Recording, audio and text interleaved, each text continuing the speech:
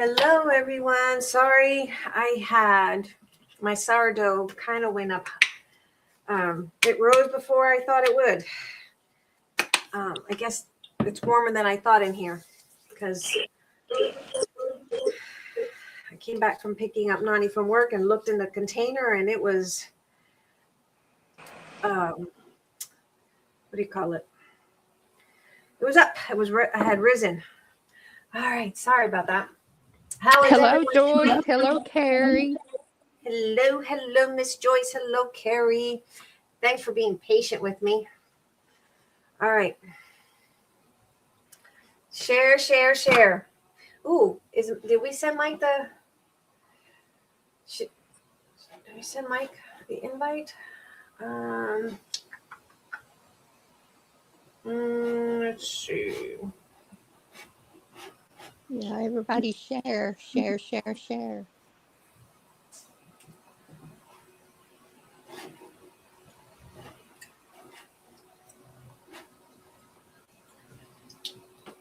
We're going to do a murder mystery tonight. It's Murder Mystery Friday. Felony Friday.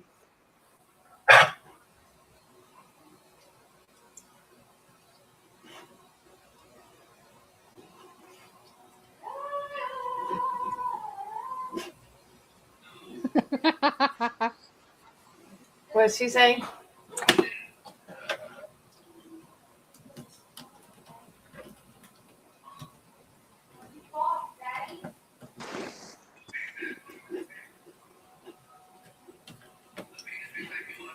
Okay.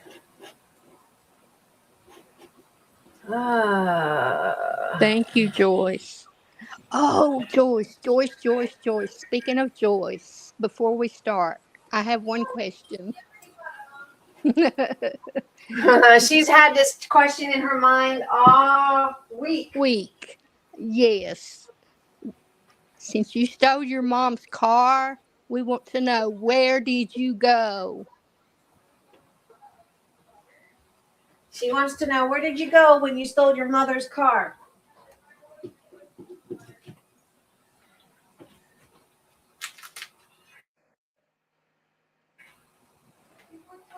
Okay. And why didn't you take your car? I can relax a little. All right. Thank you, Miss Joyce, for sharing. All right, we're going to be recreating this. We did this like 20 million years ago. We're not counting, right?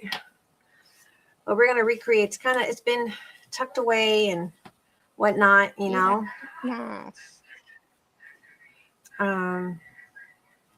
But we're going to recreate something similar, not exactly quite like that, because obviously I don't have those papers or the chipboard stuff. But it was one that I made for Eric years ago. Oh, it's just a little waterfall. The pockets, and it's all coming apart because it's been in the heat storage unit and whatnot. Oh, cute. I forgot. There's a pocket there. I don't know. Yep. That did come out at one time, but I guess not anymore. There's Eric in here somewhere. There's Eric there fishing. Look, it's kind of starting to fade away.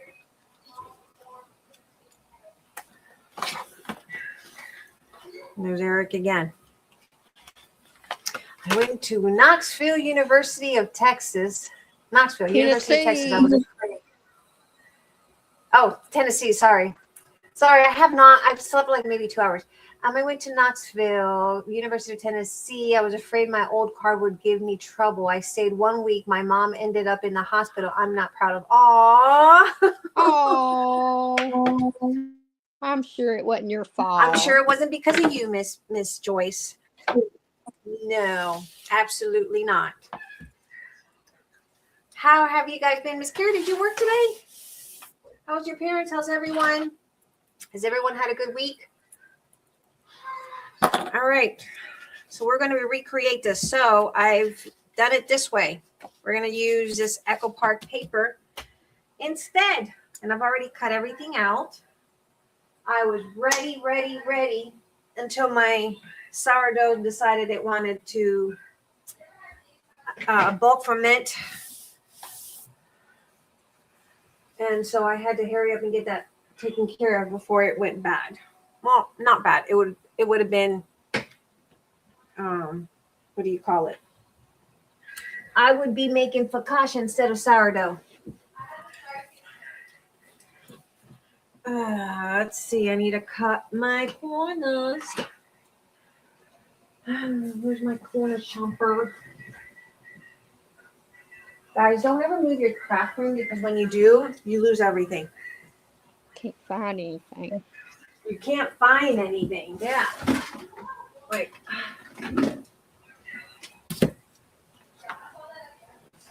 Okay.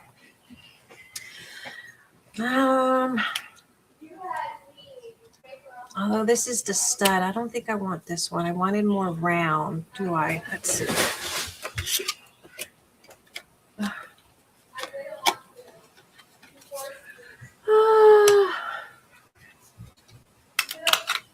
Maybe. Do I want that? Hold on, guys. No, we don't want that. Okay. So we got one piece of chipboard, 6x9. We're going to round the corner. Hopefully my corner rounder that I have will cut through that, because this is really thick chipboard. This is the one that you ordered too, Miss Penny, that I told you. Oh yeah, that's not going to fit through my. Oh, it won't fit in those. Well, I'll be darned. We're going to find a corner rounder now.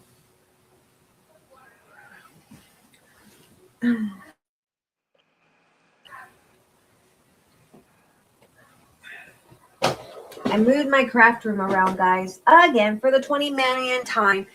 Okay, I just told Mike he's being summoned, so when he gets off his live to come over. Okay. Oh, he's live? I'm sorry. I didn't know he was live. I did not know. I'm sorry. I don't want to bother him if he's live. It should have been in his live. Let's see if We Are Memory will help. Probably not. No, darn it. We're going to have to probably round it off with our hands. That chipboard is really, really thick. It's not the one that I normally buy. You don't use that, the big chomper, it ain't going to work. Yeah, and I don't have this chomper is for scallop and stud. It's not for that. I mean, I guess I could use the stud. I just don't prefer it, you know.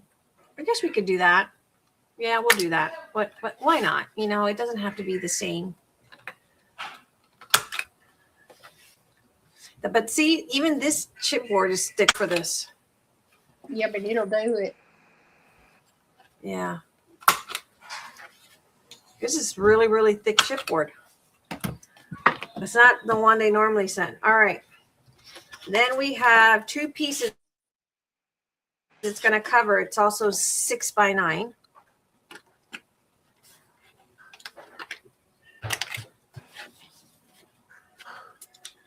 Okay, we got a murder mystery we're going to start talking about. We decided that we're going to start doing this every week. Right? Right. Just to give some kind of a excitement. I hadn't got to do That, any it is research, very. so I'm just going to listen to you. Eric is the one that knows more about it. He's the one that told me about this case. It's very thick. Look at that. It's normal. It's thicker than what I'm used to. And sorry, I had to take my nail polish off on one hand because Fabri-Tac was summoned. Okay. And then we got two layering pieces for the top. And these two pieces are 5 3/4 by 8 3/4. We always take a 1/4 inch off just because we leave 1/8 of an inch all the way around. So the murder mystery, let's get the case up. There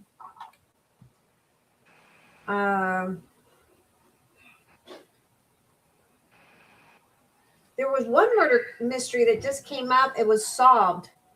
After 30-some years, it was finally solved. Wow. Here in Houston, Texas.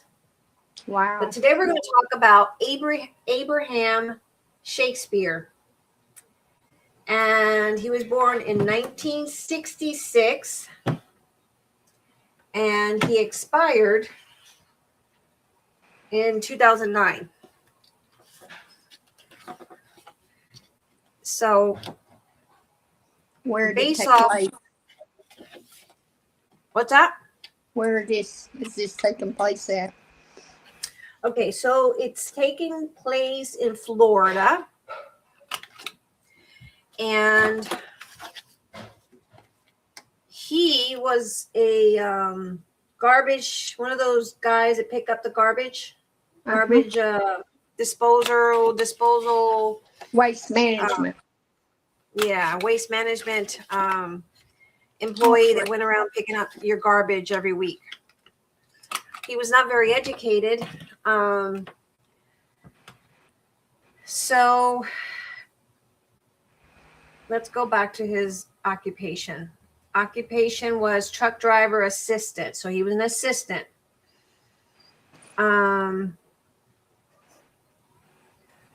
In 2006, Shakespeare's co-worker Michael Ford buys 2 lottery tickets, including the winning ticket, at Shakespeare's request. And then in 2007, Shakespeare buys a $1.1 million home in a gated community in North Lakeland. I'm assuming Florida because he's from Florida or was from Florida. Lakeland is in Florida. Mm-hmm. And so, I'm back. Doesn't give me much about his background. So it says that in 2006, he won a $30 million lottery jackpot, receiving $17 million in 2006. From what I guess people were saying, and Eric was here, and I wish Eric was here because he listens to these murder podcasts a lot. He was not very brilliant, and people tend to take advantage of him because he wasn't the smartest apple in the bunch. Yes, Joyce, this is a true story. Yes, it's a true story. Mm-hmm. A true story happened in Florida in 2006. This guy by the name of Abraham Shakespeare, who happened to be a waste management truck driver assistant. So he went around your neighborhood and he picked up your trash if you lived in Florida around that area that he was assigned to. So remember, our chipboard is 1 piece 6 by 9 and 2 pieces of cardstock to cover it. That's also 6 by 9. You can take a Sharpie and go around. I'm not going to do that. It's just, I'm not in the mood for that. Miss Penny, you want to look up Abraham Shakespeare to see if we have, because what Eric sent me doesn't tell me about his life. I can't. Oh, you can't. You're on the phone. Okay. Okay. Let me glue this page down and we'll look it up. Eric just sent me that, and what he sent me didn't have all the info. He just kind of gave me a rundown of what happened. I know that he's a year younger than me. You were born in 65? All right. So he wasn't that old at the time of his death. He was actually 42 years old when he got McMurdered. Wow. And it was all because he won this lottery and people started taking advantage of him, and he was a giving kind of person, like many of us, who tends to lend that extra hand. He went on a shopping spree for everybody. So he took care of everybody, wanting to do what he thought was the right thing and help those in need. So I'm going to read off the Wikipedia that Eric sent me. In 2009, his family declared him missing, and in January of 2010, his body was found buried under a concrete slab. Yeah. In the backyard of an acquaintance. So from what Eric was telling me, because he heard the I barely know him. He was a very giving person, and especially more after he came across all this money. Everybody wanted to be his friend. Everybody wanted to be friends with him. Like cockroaches coming out of the woodwork. Yes, Allie McRae. Hello, Allie McRae. How are ya? Welcome. Anywho, Doris D.D. Moore was convicted of his murder and is now serving life prison without the possibility of parole. Hello, Mike. Hello, Mike. Do you want to come on the panel, Mike? We're talking about a murder mystery, and maybe you can give some insight and maybe help us do the investigation part. I didn't have a whole lot of time, to be honest. I can't use my phone, so she needs somebody to help her. Yeah. So this is part of what we want to do every week, aside from crafting. All right. So then our layering piece for this is 5 3/4 by 8 3/4. Cheers. Cheers. Cheers. Cheers. Ho ho. Let me look him up. Abraham Lee Shakespeare. The fact that his name was Shakespeare. You think he was related? Probably not.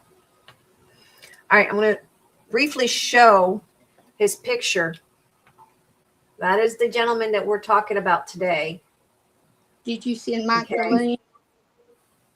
I did on Facebook. That is the gentleman. Oh. So an overview of the case. We've come into the conclusion that someone that he knew by the name of Dee Dee was the person welcome behind everyone his... from Mike's channel. Welcome. Hello, welcome. Hello. Thank you for coming. We appreciate you guys. May they're coming over from my channel. Thank you guys. I really appreciate you guys coming in and supporting us. So this is the person that is accused of McMurdering Abraham. And it was all over money. Can you imagine that? She was 49 years old. And it was all because he won that money and people wanted in. They wanted dibs on his money. But not him. Yeah. So they took advantage of him. So in a telephone interview from behind bars, Doris D.D. Moore, 49, said publicly identifying recipients and details about the big lottery payout puts their lives at risk. She was convicted in the murder of Abraham Lee Shakespeare in Plant City in 2009. Let me give you more details about her. That was all they said about her, but not much stemming about his life. That's her. Oops.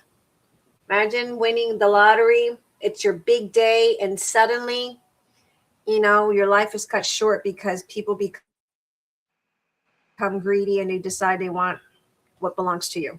So that is him right there.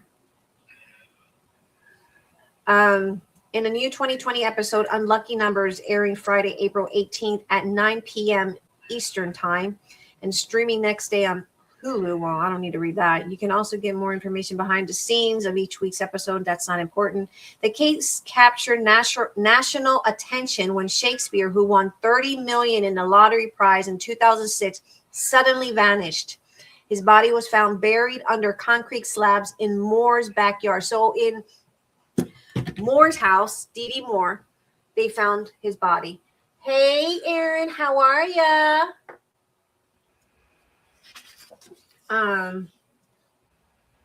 With 2 bullet wounds to his chest. So she shot him. Oh. And hold on. Aside from gluing, I got to read this. Hold on.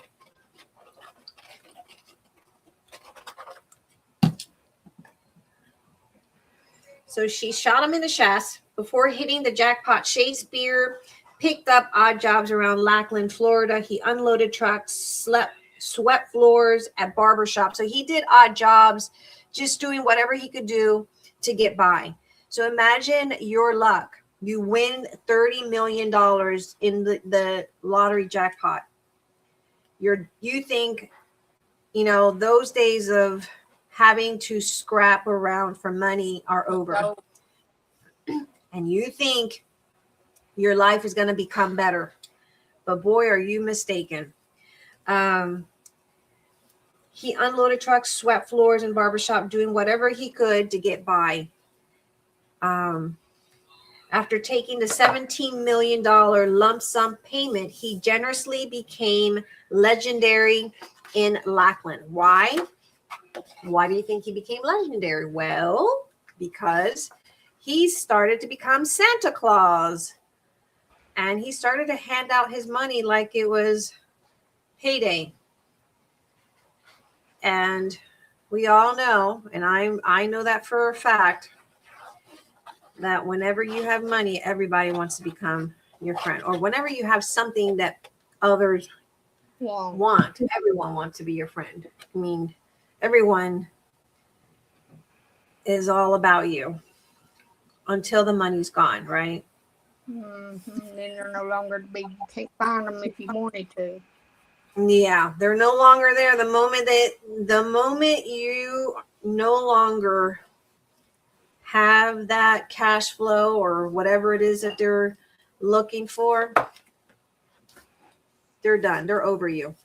All right, so that's that. Next one we have, because I already pre-cut. Guys, I was ahead of myself. For once. People did not hesitate to come to Abraham. Reporter Deborah Mattis, who covered the case, told 2020, I needed money for my mortgage. They're going to repossess my car. I got to bury my mother. Everything that you can think of, everyone was just suddenly, Abraham, I need help. Abraham, can you help me? So he, being the person that he was, knowing what it feels like not to have any money, knowing what it feels like to struggle, he said, you know what? I got you. Here's some money. Go do you, and I hope everything works out for you, right? Well, in 2008, Moore connected with Shakespeare. So she met him shortly after he came into this lump sum of money.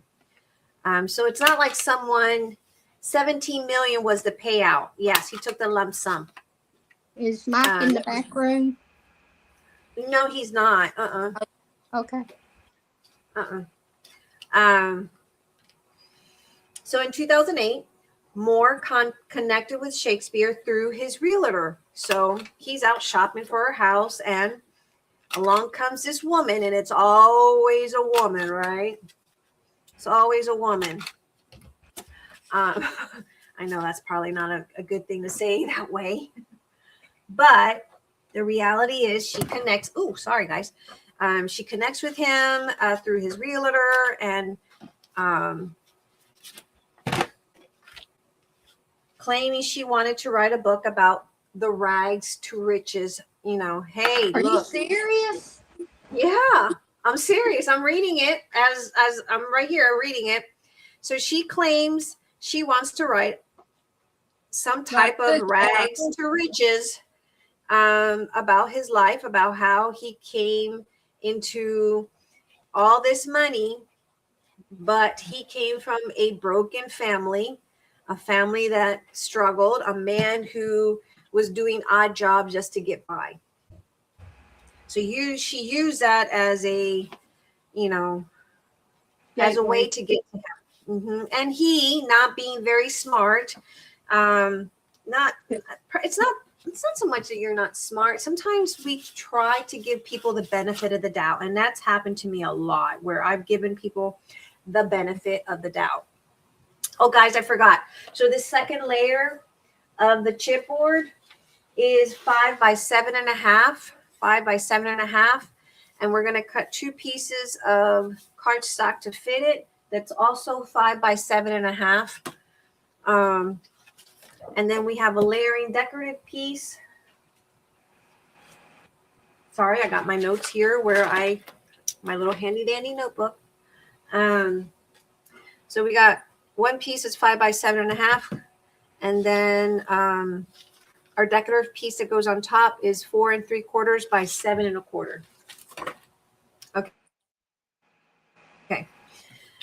So More claims she wants to write this book. Can I come on with you, Mom May? No, hun, not right now. We're doing a murder mystery, hun. Maybe next time, but not right now, hun. So she claims she wants to, get his story out. Let everyone know how this man who at one time or another was, poor, doing whatever he could do to get by, how he suddenly came and was lucky. He was blessed, like how many of us goes out there and plays a lottery in hopes that we win? I know I have. Like, I know there's been many times when we've been struggling really hardcore, and I go out there and I'm like, please, Lord, please let this be the day that I am blessed. But, I haven't had that luck.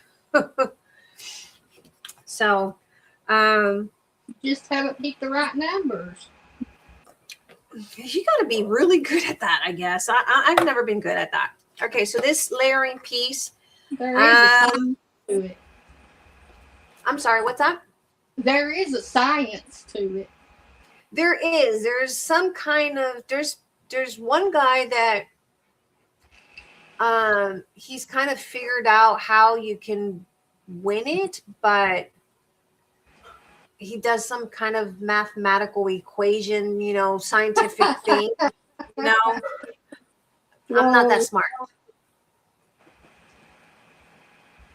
Miss Joy says, last week I dreamt that I won the lottery. I didn't want to wake up. I wouldn't want to wake up either.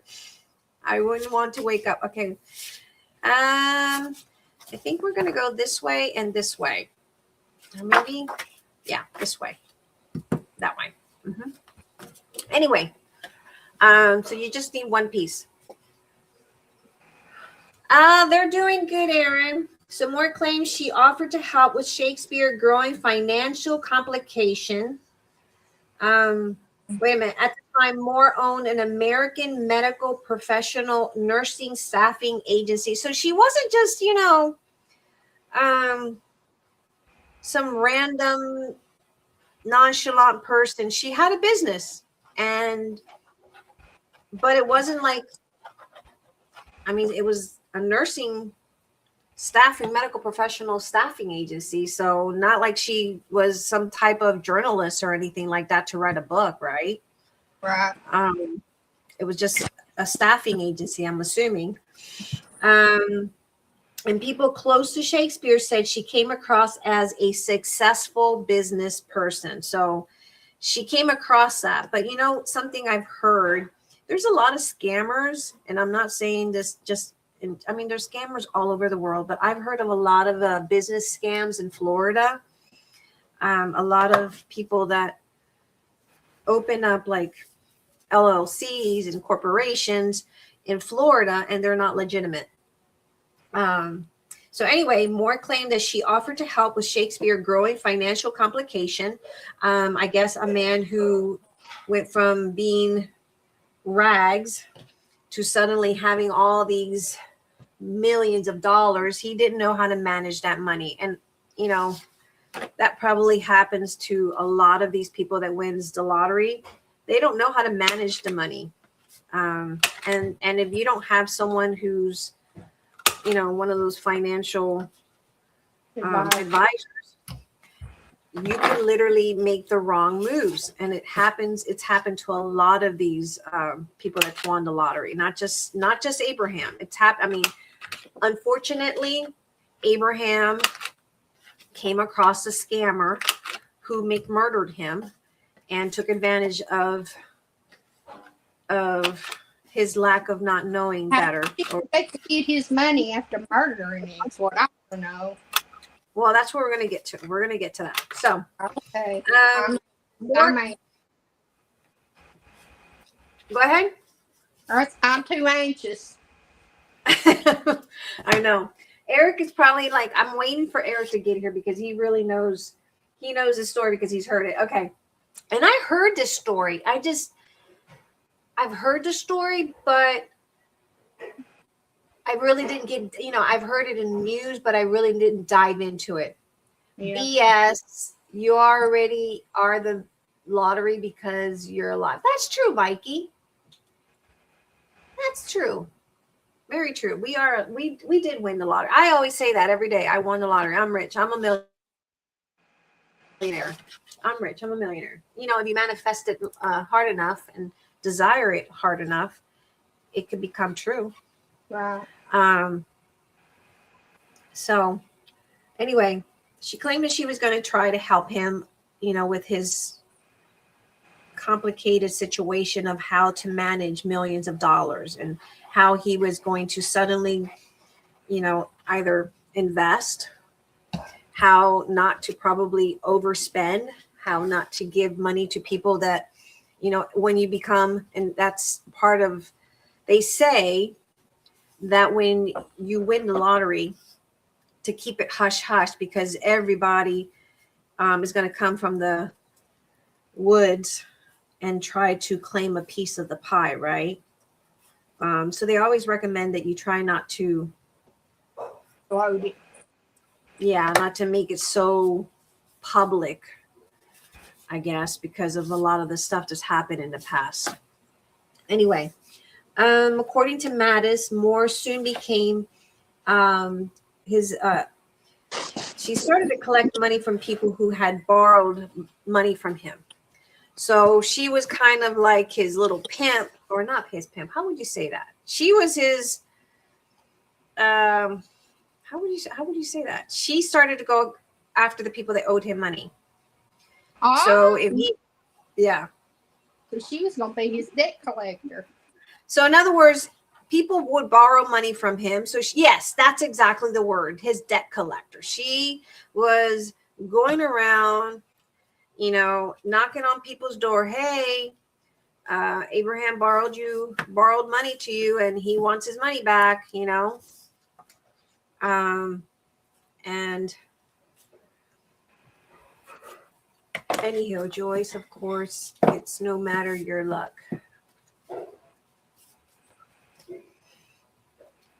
She also began recording their conversations, capturing Shakespeare appearing fed up with wanting his old life back. So not only was he suddenly missing his old life, I mean, I'm assuming if you're not used to that kind of lifestyle, you probably would miss it. I don't know if I would miss it. Would you miss it? He was a misfit to the luxury world.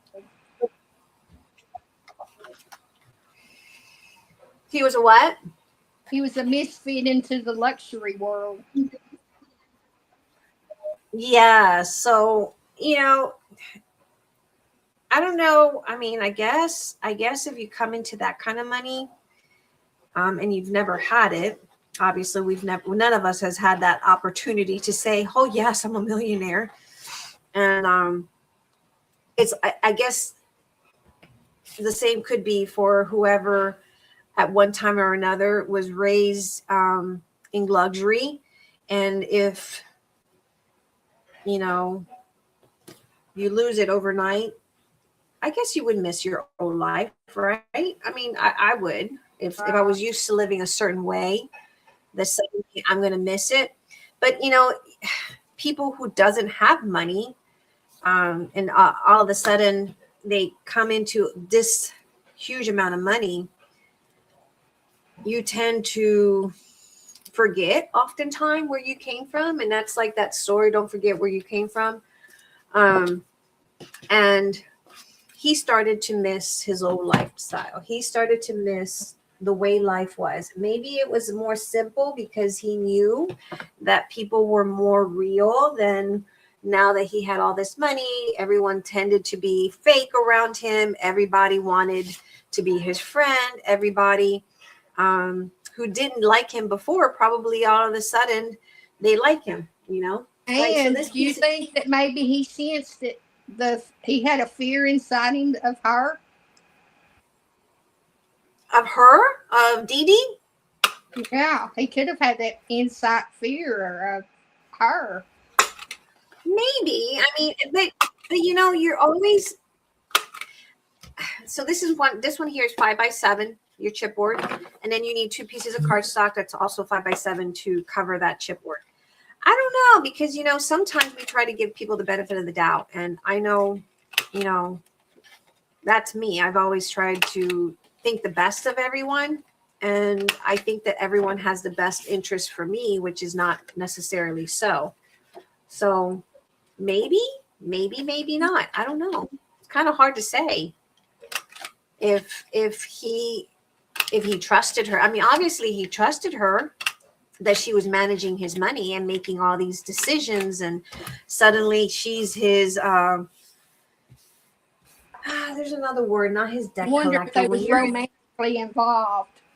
Probably. She looks like she would, and it looks like, based off some of the pictures that I've seen, that they could have possibly been romantically involved, and maybe she, you know, suddenly had that desire to be with him. I don't know. So this one's 5x7 chipboard.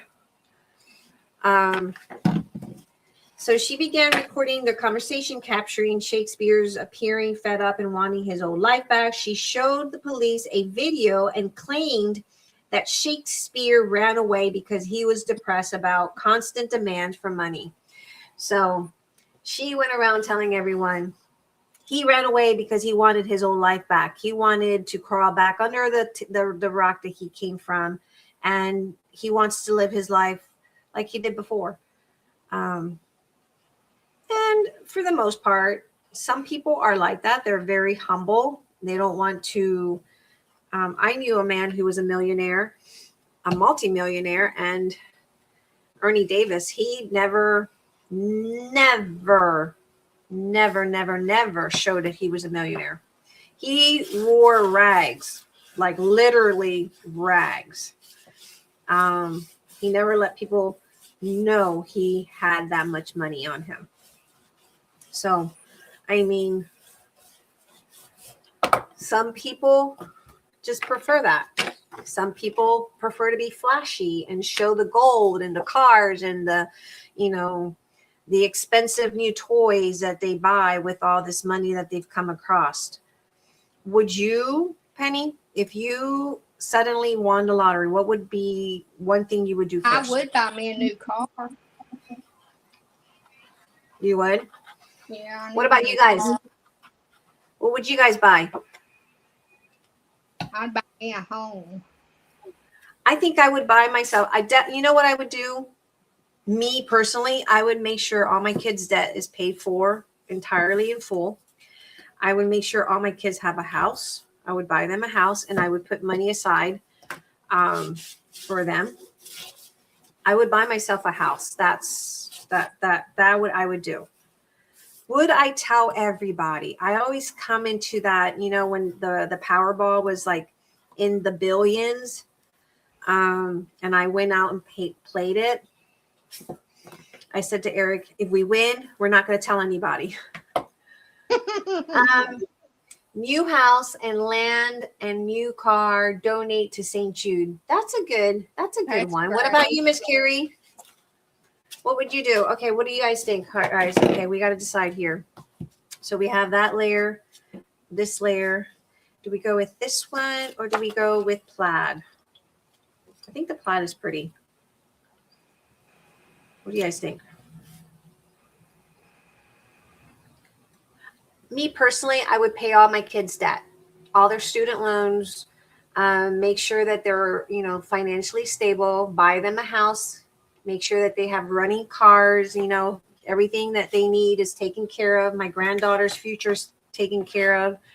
And then I would buy myself a house because that's after everything that's happened to me, and now I want my house back. And I would buy me something that I would to afford the taxes on it. I wouldn't go out and buy me a mansion, no.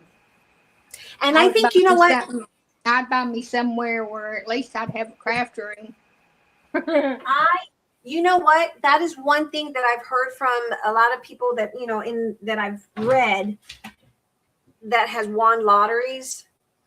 That they say don't pay cash for it. Right, because then they pay for it cash, and then when they run out of money, then suddenly who's going to pay the tax man? And the tax man doesn't care that your house is paid for. If you don't pay the tax man will come and get your house, and that's just a given fact. You never really own it. You never really own it. So the best thing to do is like get an escrow and pay for the house that way, and do. I don't even know. Like we've talked about it. We've talked about, if we were ever. Would you quit your job? Now I've heard of people who have come, like they've won the lottery, and they haven't quit their jobs. I don't know anyone personally. I would pay all my families that give a big chunk of it to church and help the needy. And I've also said that I wanted to like give to like an orphanage or a woman's shelter to help women get back on their feet, and veterans. That's the other thing I said I would do. I would definitely help veteran organization. What was your question again? I'd love to be able to do the. What is it? The towers, tunnel to towers, or for the veterans? Oh, healing towers. Tunnel to towers, where they I don't know that. Homes for veterans, pay off mortgage. I don't know about that one. I know that Eric volunteers a lot for Healing Towers. It's also a veteran organization that helps veterans. So I would definitely, but then there goes that other part. You have to find legit veteran organization, because there's a lot out there that are pretty fraudulent, and you have to be very cautious about that. Okay, this piece of chipboard is 5 by 6.5. How was work? We were talking about Abraham Shakespeare. Have you heard the podcast? Guys, Eric's here.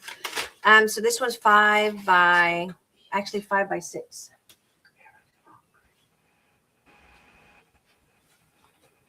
This one's 5 by 6, and then this one is 5 by 6.5. Eric, can you guys hear him? No. He says he has a lot to do in the morning, so he's going to go. Before he leaves tomorrow morning. Oh, before he leaves tomorrow morning. He's going somewhere tomorrow morning. Anywho, I would definitely find a legit organization to donate to, because there's a lot of fraudulent ones out there that the CEOs, they go on, live very luxurious lives, and then the money doesn't go to the people that it needs to benefit. $1 million isn't enough money. No, it's not. Actually, $1 million is, there's a town in in Wyoming that a lot of it used to be for millionaires, and the rich would go down there and live. And then now the billionaires are chasing out the millionaires, because $1 million really doesn't, it's nothing. Nowadays it's nothing really. You can blow through that really quick. So going back to Abraham, so he gets all this money. She decides she wants to try to help him manage his money a little bit better. She claims that he was tired of this newfound life that he established for himself. He wasn't happy with how things were happening and, people only wanting him for his money. And he decided, I'm going to leave. I'm going to, run away. At least that's what she told cops, right?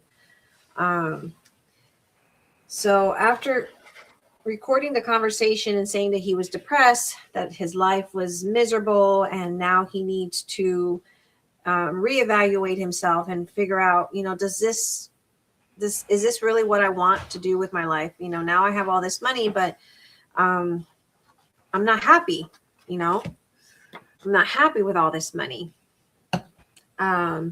So prosecutor painted a different picture, alleging that Moore withdrew $1 million from Shakespeare's account, purchased luxury vehicles, including a Hummer and a Corvette, and went on vacation with his money. So imagine, oh, I cut this one. See, my trimmer wasn't doing its job. Imagine coming across someone with that much money and you pretend to be his friend only to take advantage of him and take his money. And then you go out and you decide, I am going to take his life. Live his life, live a life of rags to riches. She was living the rags to riches because she was taking advantage of this poor man.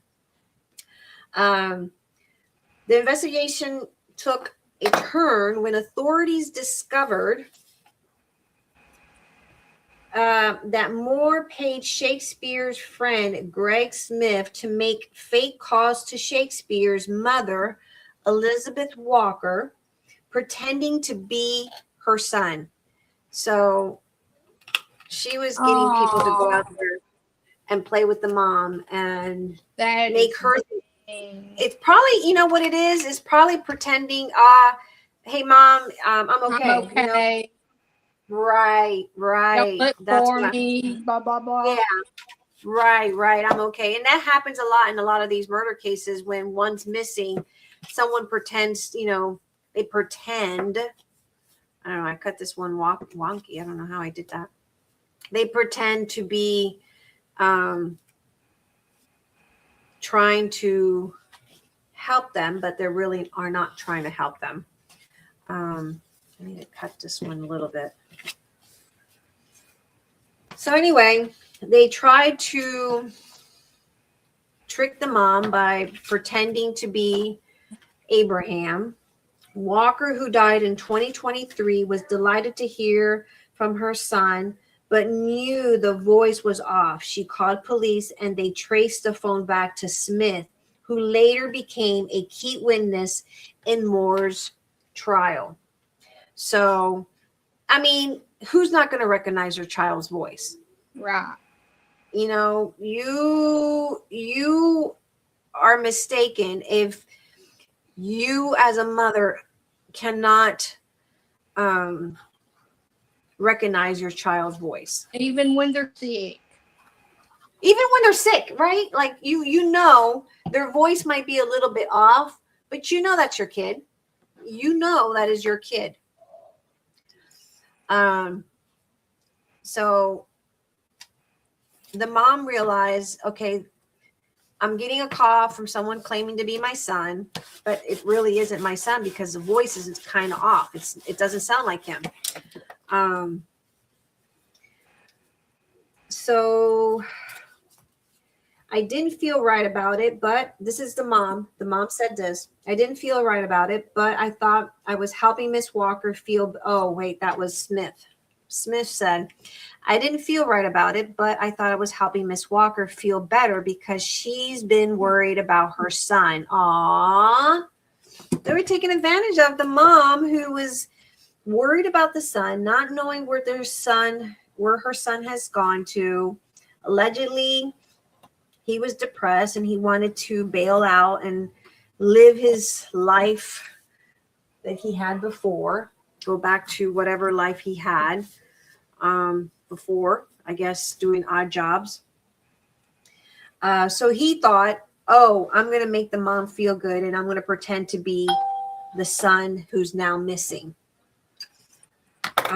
Smith said he was unaware that Moore was behind Shakespeare's disappearance and death. Right. I'm sure. I'm sure he knew. Yeah, that's bull. I'm sure he knew exactly what he was doing. Paid him to do that. Exactly. She paid him to go do this. Smith said he was unaware that Moore was behind Shakespeare's disappearance and death. He worked with authorities to help them obtain evidence against her.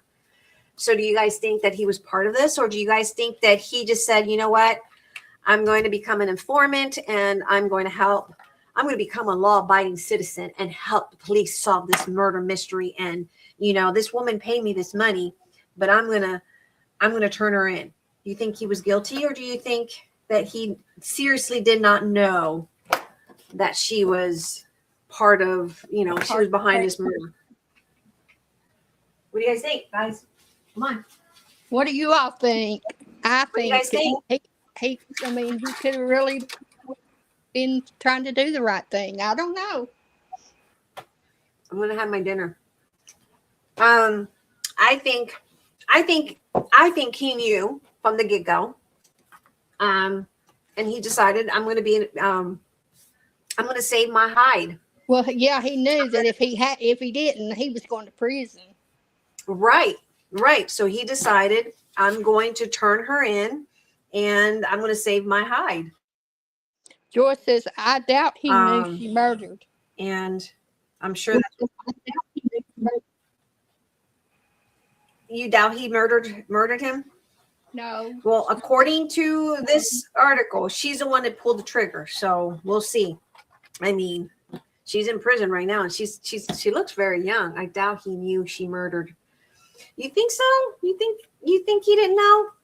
You think that he was just an innocent person that was was at the wrong place at the wrong time and involved with the wrong person? I don't know. I think that he knew something. I think that, like you said, I think he was trying to save his hide. I think he was trying to save his butt, That's what I think. I think personally. Okay, so moving along. So he worked with authorities to try to get Moore to confess to murdering Abraham. So authorities were already suspicious that she was behind this murder. Oh, guys, did I tell you guys this chipboard? So this one was 5x6. You needed 2 pieces of cardstock 5x6, and then you needed a layered piece of decorative paper, whatever it is that you guys want to put. I'm using an Echo Park one, and this one is 4 3/4 by 5 3/4.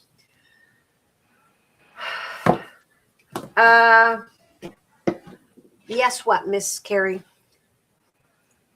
I have menopausal brain, so refresh my memory. What are we saying yes to? Not only is this a murder mystery, but you're talking to someone who has like a brain that small that I forget. Yes, he was trying to save his hide, maybe. Oh, okay. You think you agree with me that maybe he was trying to save his butt?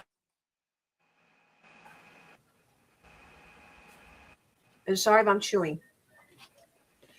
That McDonald's fries? Okay. No, Whataburgers. Oh, okay. They're just as good. Whataburgers. I gotta get up early to bake, because we're gonna try to do a little bake, like a bake stand.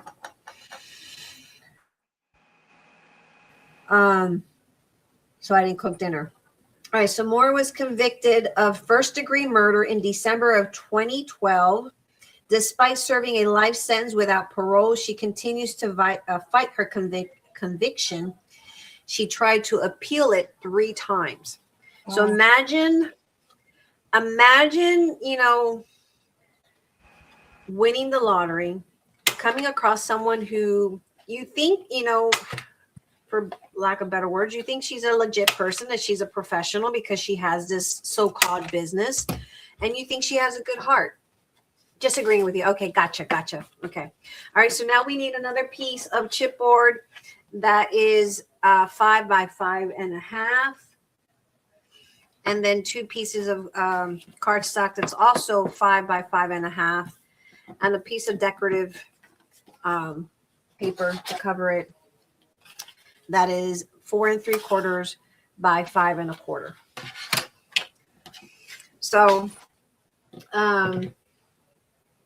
there's a quote here. I feel that there's a lot of ignorance in the world that does not understand that it was a one-sided trial, Moore said. So even though, and I mean, there's a lot of people that like to lie. There's people that fabricates and deny. I mean, the proof is in the pudding, and they'll still deny it. I mean, she's found on her property, but she didn't. On her property, and she still denies it. Okay, how did that body get there? How did the body get there in the first place? Who put it there? How did you not know that someone dug up something in your property, and suddenly there's this big slab of concrete, and you don't know how that got there? Like, come on now. So in her interview with 2020, in her defense, she's trying to say that everyone took Abraham's story and Smith's story, and everyone's pointing the finger at her, and everyone's assuming that she is a McMurderer. Well, the proof is in the pudding, and she's a McMurderer, because I'm pretty sure she wouldn't be sitting in prison if she was not involved. In her latest appeal, everybody in jail, they say innocent. What's that? Everybody in jail says they're innocent.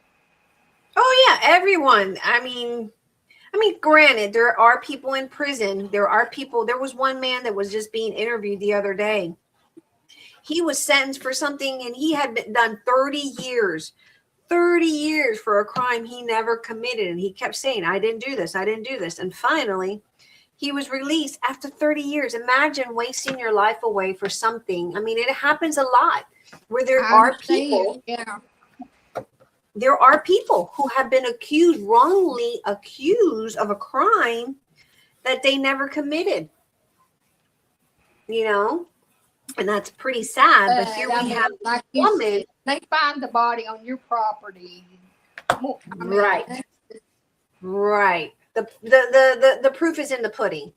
Right. It's in your property. There's a big slab of concrete in your property, and you're not gonna know how that slab of concrete got there. You're not gonna question.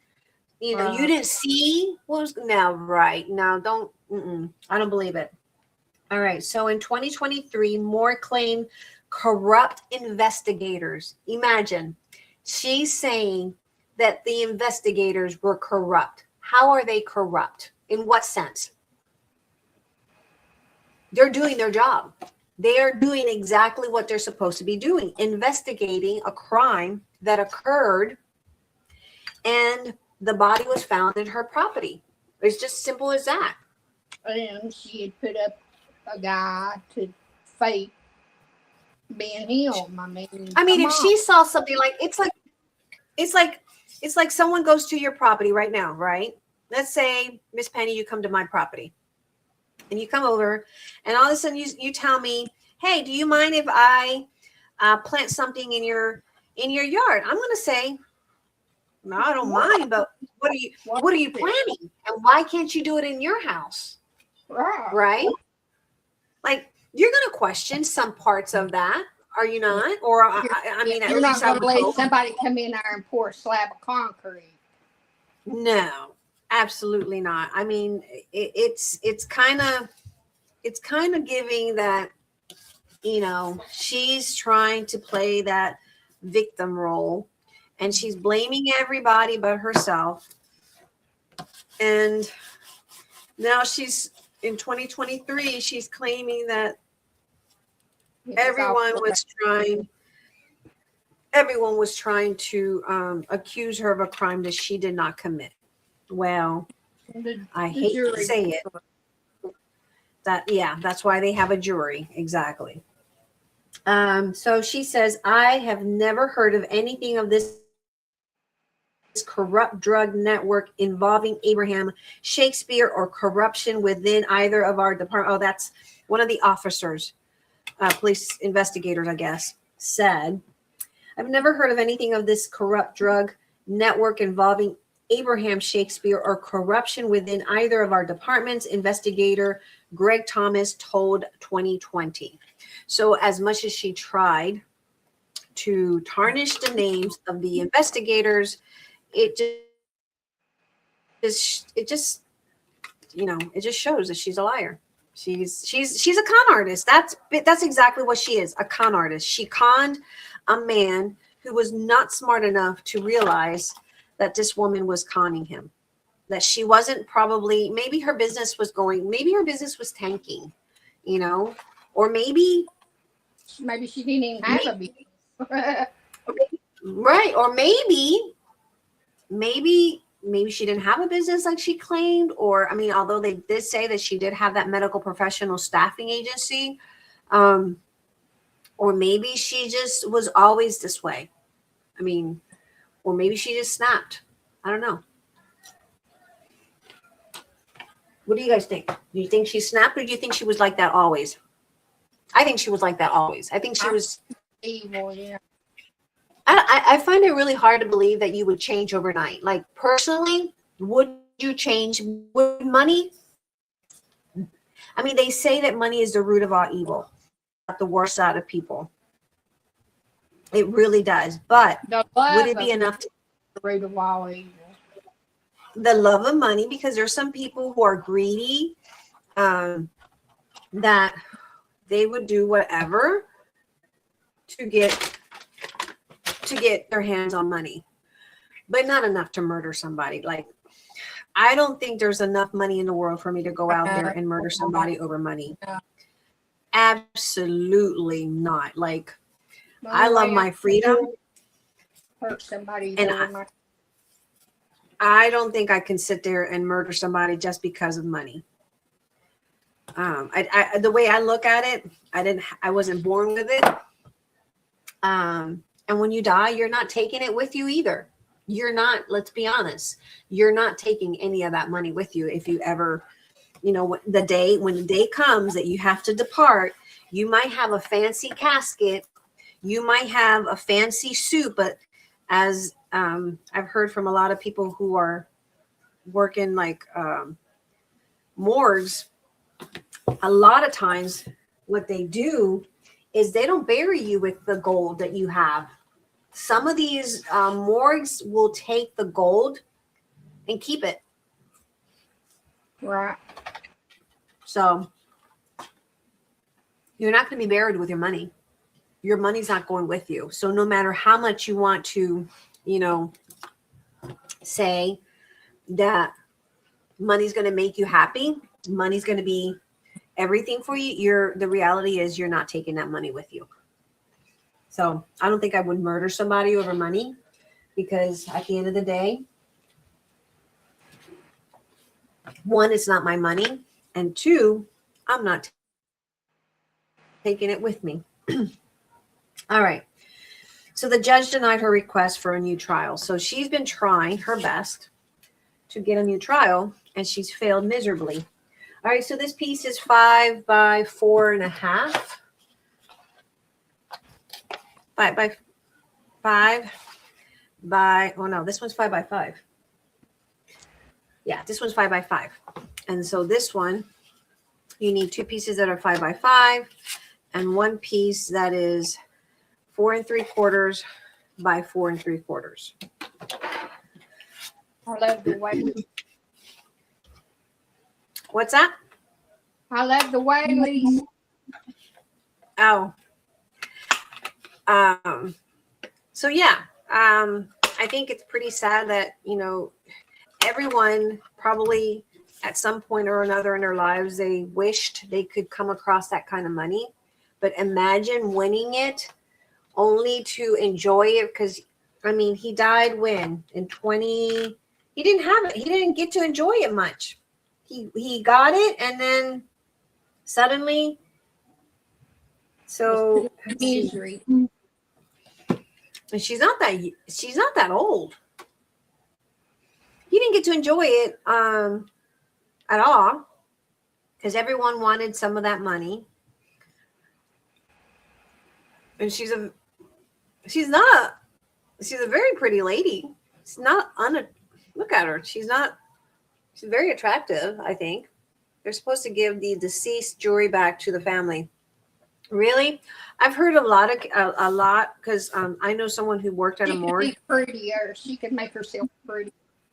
Yeah, I think it's because she's got gray hair, and she's probably not as old. I'm going to look up information on her.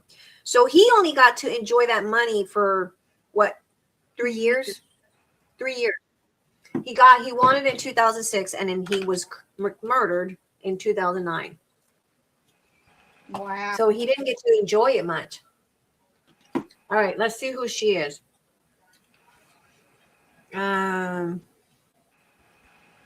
It might have an update. It might have her mug shop. Let's see. Her name was Doris D.D. Moore.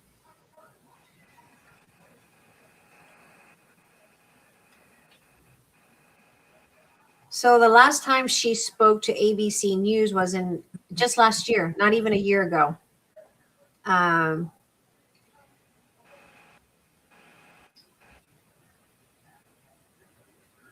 It doesn't really tell you how it just says that he was shot and buried in that slab. So I just read that, though. So that was her last interview that I just read. She's 49 years old. She does have a son.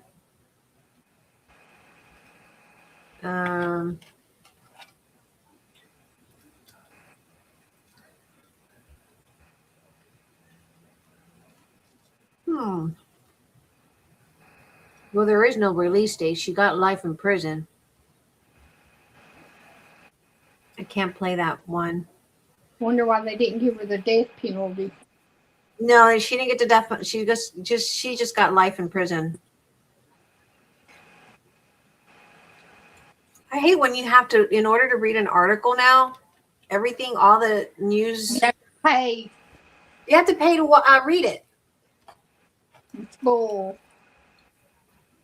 No worries, Mike. Thank you. We appreciate you doing a double duel. All right, it says a bill awaiting governor's signature that would temporarily keep secret the names of the lottery winners in Florida has at least one unexpected supporter, a woman in prison for murdering the winner of a $30 million lottery payout. So why is she even giving her input on that? I can't read the rest of it because I had to pay for it. All right. So what do you guys think about that murder mystery? How old was What do you her guys think? son? Did it say? Her son? Yeah. I don't know. Let's see. It doesn't really go into a lot of details about Can her you life. Google her name? I did. I Googled her Oh, name, Doris D.D., and it just comes up to her ABC 2020 interview. But it doesn't tell me. Let me see if it tells me more about her.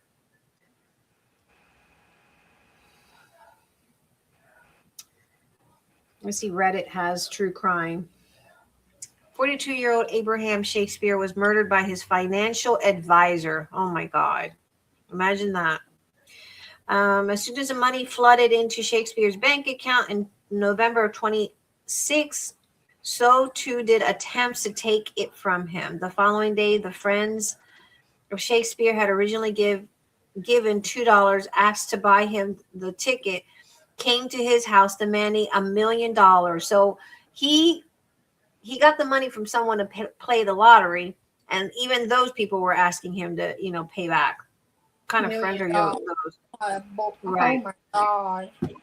After Shakespeare refused, a friend would go on to unsuccessfully sue him, alleging that Shakespeare had stolen the ticket out of his wallet.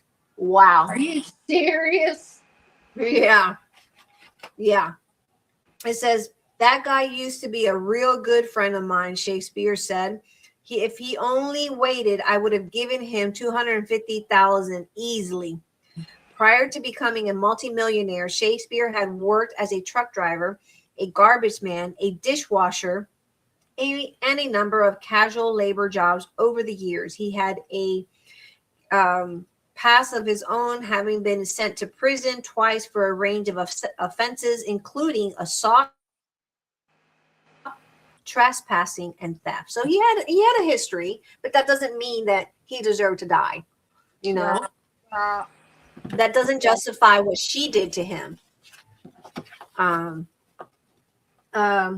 So let's see. Between his 2006 lottery winning and his murder in 2009, Shakespeare was known to offer and give large sums of money to friends, family, and even relative strangers.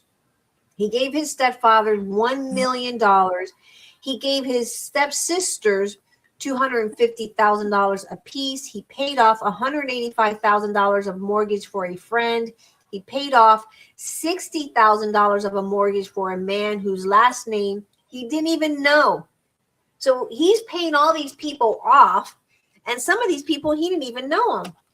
He was just being, generous with his money. Yeah. And you don't come across people like that often. And it's sad that someone took it upon themselves to murder him. Got greedy and Yeah, that's exactly what it was. She became very greedy. He didn't know and paid off $53,000 for a man out of the neighborhood who had been knowing him for years. However, he soon became overwhelmed by constant requests for money from those around him, telling his brother I'd had been better off broke. And later, a longtime friend thought of all these people were my friend, but then I realized all they wanted was just money. That is so sad. They weren't his friends.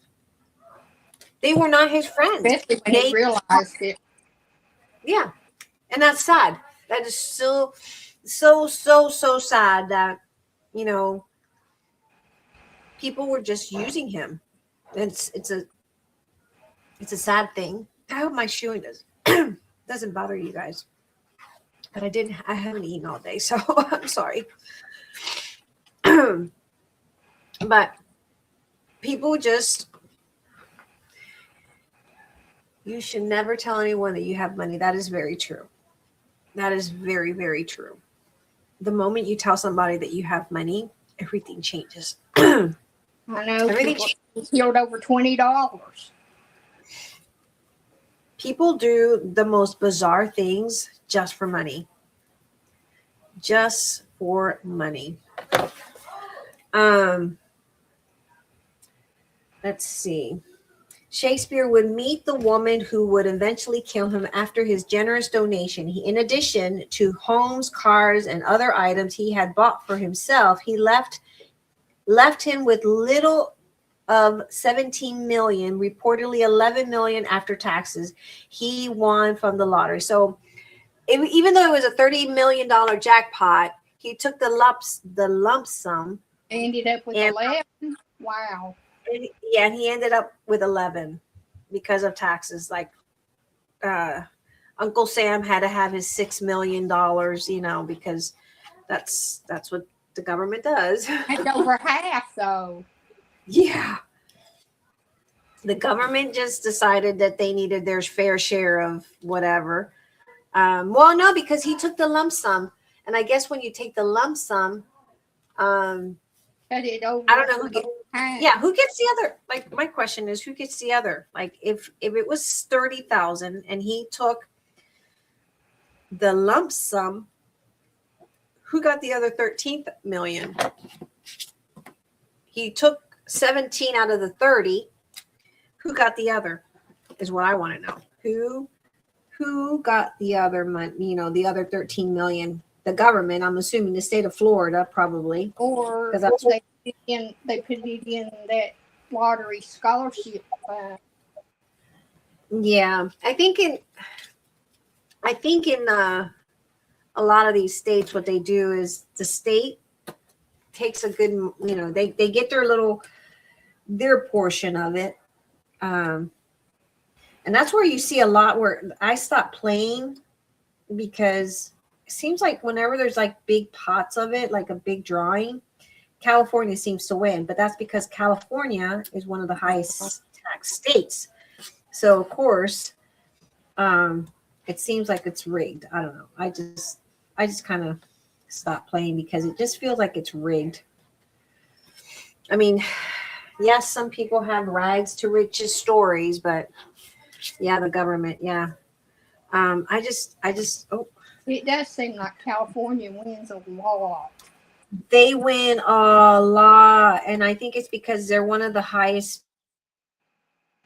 You know, the state has the highest in taxes, and so I'm assuming that's, you know, they get a lot of Tax perks.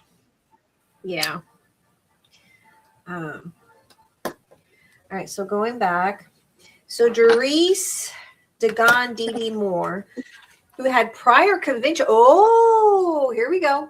She had prior convictions. Oh. Ooh, we didn't know that. Ooh, here we go. All right.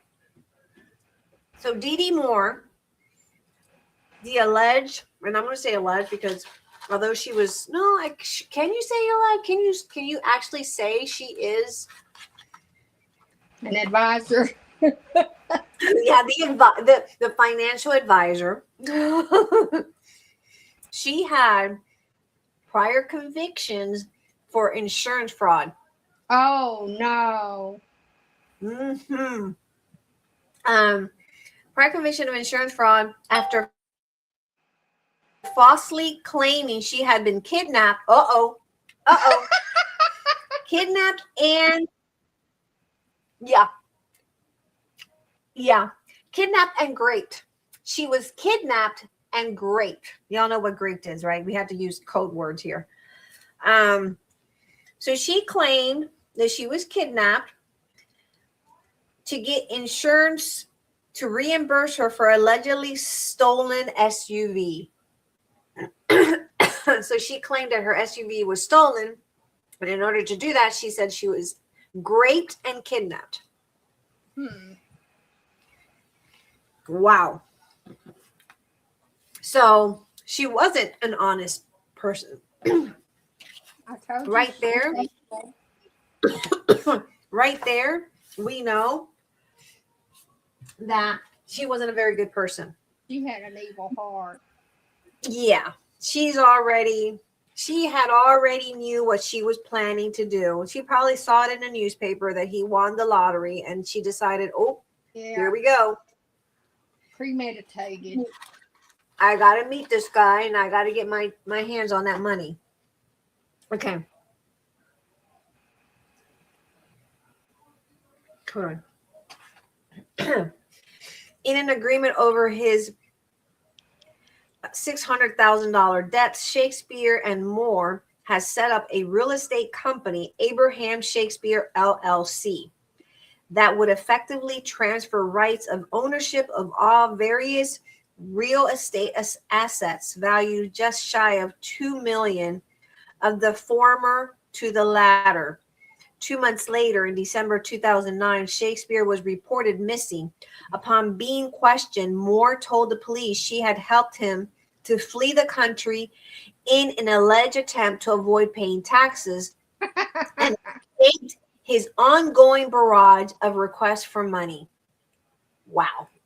Wow. Wow, wow, wow, wow. We didn't know that. So the plot thickens. So the plot really thickens on this one. So she claimed that Got out of the country. She well, not she got him to out of open the up. country, she got him out of the whole world.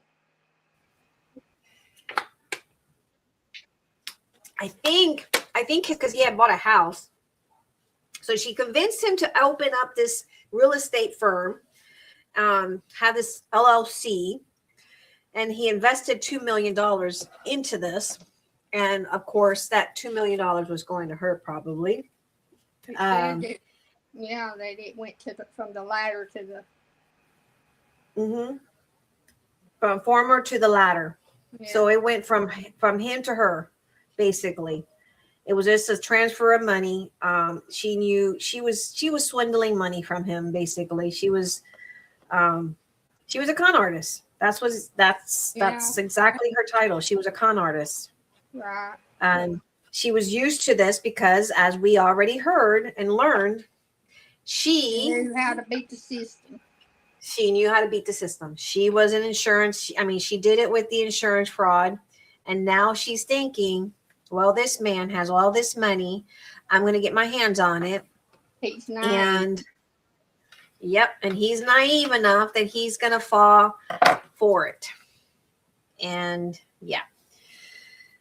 2 months later, in December 2009, Shakespeare was reported missing. Upon questioning, Moore told police she had helped him flee the country in an alleged attempt to avoid paying taxes and escaped an ongoing barrage of requests for money. I already read that.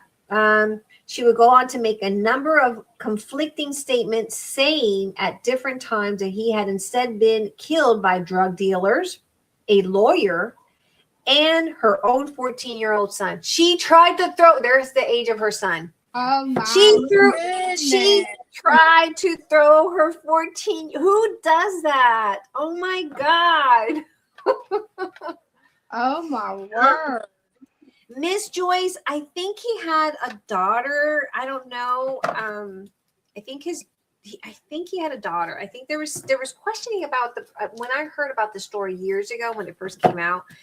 I think there was fights over the property because he did have that one property that he bought a home, but I think there was a daughter or something. So I don't know if the mom was. Mom passed away before. Yeah, his mom passed away in 2023, so she was alive when he passed away. Oh, okay. She lived another 14 years before she passed away. Okay, so she accused him, or she said that a drug dealer tried to get him, a lawyer tried to get rid of him. But the worst part is she accused her 14-year-old son of committing the crime. What kind of mother does that? What kind of mother goes around accusing their own child? Because I guess she probably thought, oh, he's going to get a lesser sentence. He's a minor. He's going to get a lesser sentence. People with money are generally more messed up than people without. I absolutely agree. Money can't buy health. Money can't buy happiness. You can have all the money in the world, but that doesn't necessarily mean that you are happy. You're not, because you're probably miserable because you never know who's your real friend. You never really know if there's people in your lives that are just your friend just because of what you have or what you have to offer. So, the fact that she used her 14-year-old son as a scapegoat, oh my God. Someone needs to smack her. What's that? Joyce wants to know who his beneficiary was. I don't know. We'll have to look that up. We'll have to look it up because you know what? I'm going to chomp it with this. Hopefully it'll work with the paper on. That way it's all precise. So this one is 5 by 4.5. the chipboard, and 2 pieces of cardstock that's 5 by 4.5. We'll look it up.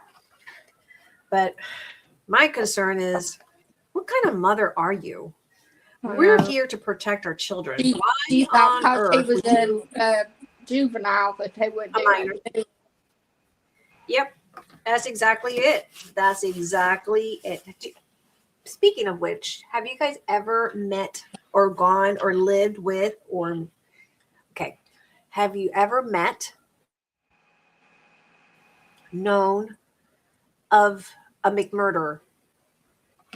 Has anyone ever known, spoken to, met a McMurderer?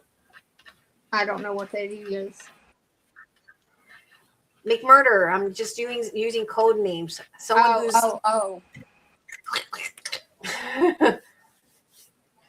someone who's taken the life of someone else. Oh. Have you? I don't Have you think known so. anybody?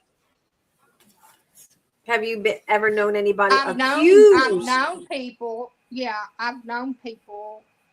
Yeah, I mean, I've met people. Yeah, that's took lives of others. Yeah. Hola Lourdes, how are you? Happy Friday. Happy Friday. We're talking about a murder mystery involving a guy that won a lottery in 2006, and then 3 years later he was McMurdered. My brother-in-law killed my. Oh, that's right. That's right, Joyce. I remember you telling us that. That is right. Oh my goodness. That's right. I forgot about that. That she said her brother-in-law, her sister was murdered. Wow. Now, was he accused of it, or was he never accused of it? Did he do time for it? Convicted of it. Was he convicted? Accused? Well, obviously he was accused. I knew somebody who was convicted of murder. I went to school with him. Well, actually, I knew 2 people. One's in prison right now. I went to, so far that I know of, 2 people that McMurdered. My next Somebody. door neighbor killed her husband. Really? How so? Shot him. Really? Was he abusive? I mean, there's no No. excuse for that, but No, she was evil. oh, he was not accused. You couldn't prove it. It's just a feeling you have. Yeah. Normally you have to go by your gut feeling. I tend to feel that, your gut's never going to lead you wrong. Yeah, it'd be easier if you just put the paper on it and then chomp it. I just was afraid that it wasn't going to chomp all the way through, but I did. Good to know. So I went to school with a young man. He's strong. Aww. Now she had children, correct, Joyce? Oops. Now this piece one here is, well, I guess I can use my ruler. This one is 4 3/4 by 4 1/4. You going through the corners? Yeah. I went to school with a kid. I remember that day so well. It was a Friday. He was dating one of the girls that I knew. That year, the 8th grade class moved up to the high school. I was a freshman in high school, and Dawn was. We were in Miss Harrington's class, English class, and Dawn was in. She was one of my friends, and she was dating this one kid. I don't want to say his name. I guess, I mean, I could care less. I mean, his name was Fred Marine. Anyway, she was dating Fred. And that day, he came in, he walked her to the next class after English, said hi to him, went on about my day. He went home, and I guess he murdered a little 10-year-old girl in the neighborhood. I guess he got mad. She must have kicked him or something. There was always speculation that his brother's the one that did it, not him. And because his brother was always getting in trouble, that the mom told him to take the blame for it so that the brother wouldn't get blamed for it and go to prison because he was a minor, that he wouldn't get, this is cute, guys. Look at that. So he got charged he was mistakenly charged as an adult. He was only 13, I believe, when he was accused of this crime. Now, her dad was in a gang, a motorcycle gang, Hell's Angels or something like that. One of those motorcycle gangs. And I mean, he had a lot of people that would put themselves in jail just to be able to get their hand, on Fred. I think because they made a mistake on his trial, they tried him as an adult. He went through juvenile detention. He went through a lot from what a lot of the interviews. He was, I guess, S8 in jail. And it was always a speculation that he was a very kind kid. I went to me, oh, good. Glad to hear that you're going to make one tomorrow. Just send me a message if you need the measurement so that I can give you the exact measurement. She had 3 children, and he split and left them with my mom to raise.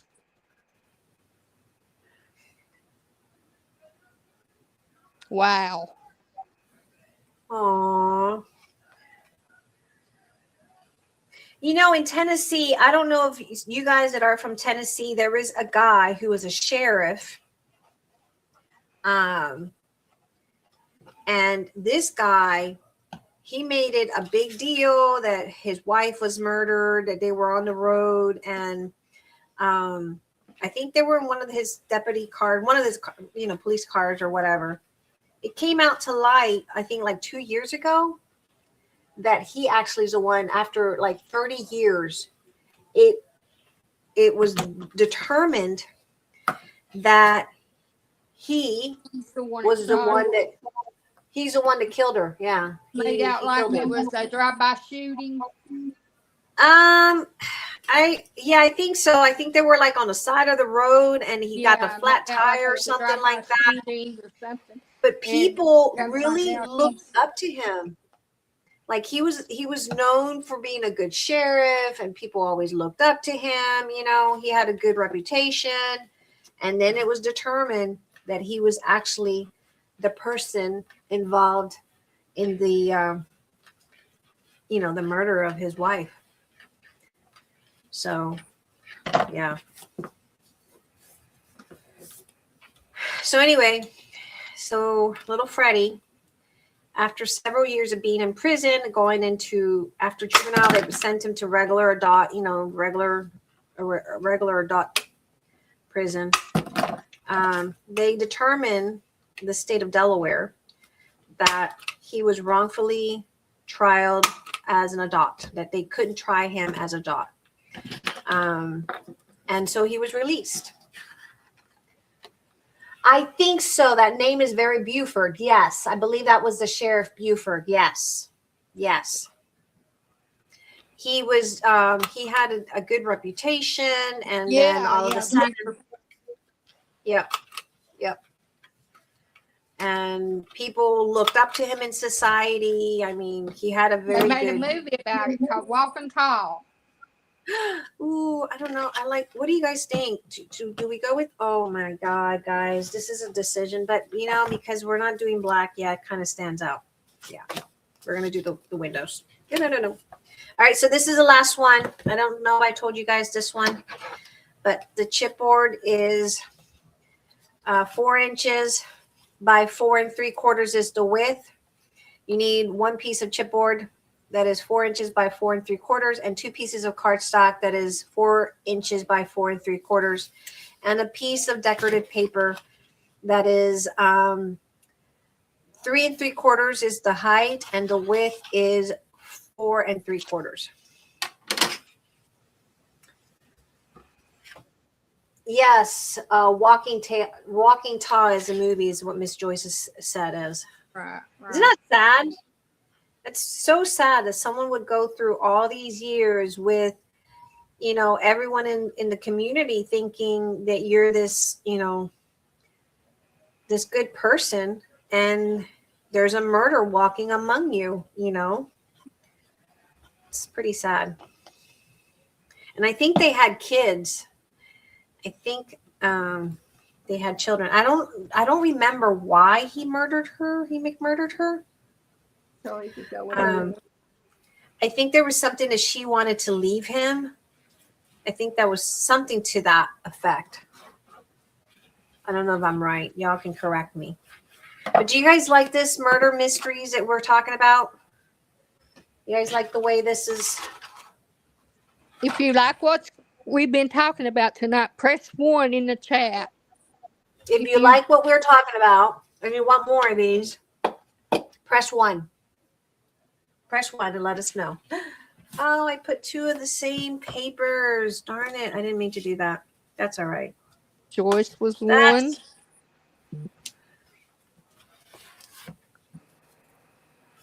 Come on, guys. Let us know. I know Miss Joyce is not the only one.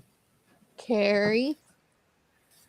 Okay, this one, I should have not put that one there, but it's already done. It's a done deal. There's always a boo-boo in our projects, right? Those of you lurking in the back, leave us a 1 or a 2. 1, for you liked it. 2, you don't care for this kind of stuff.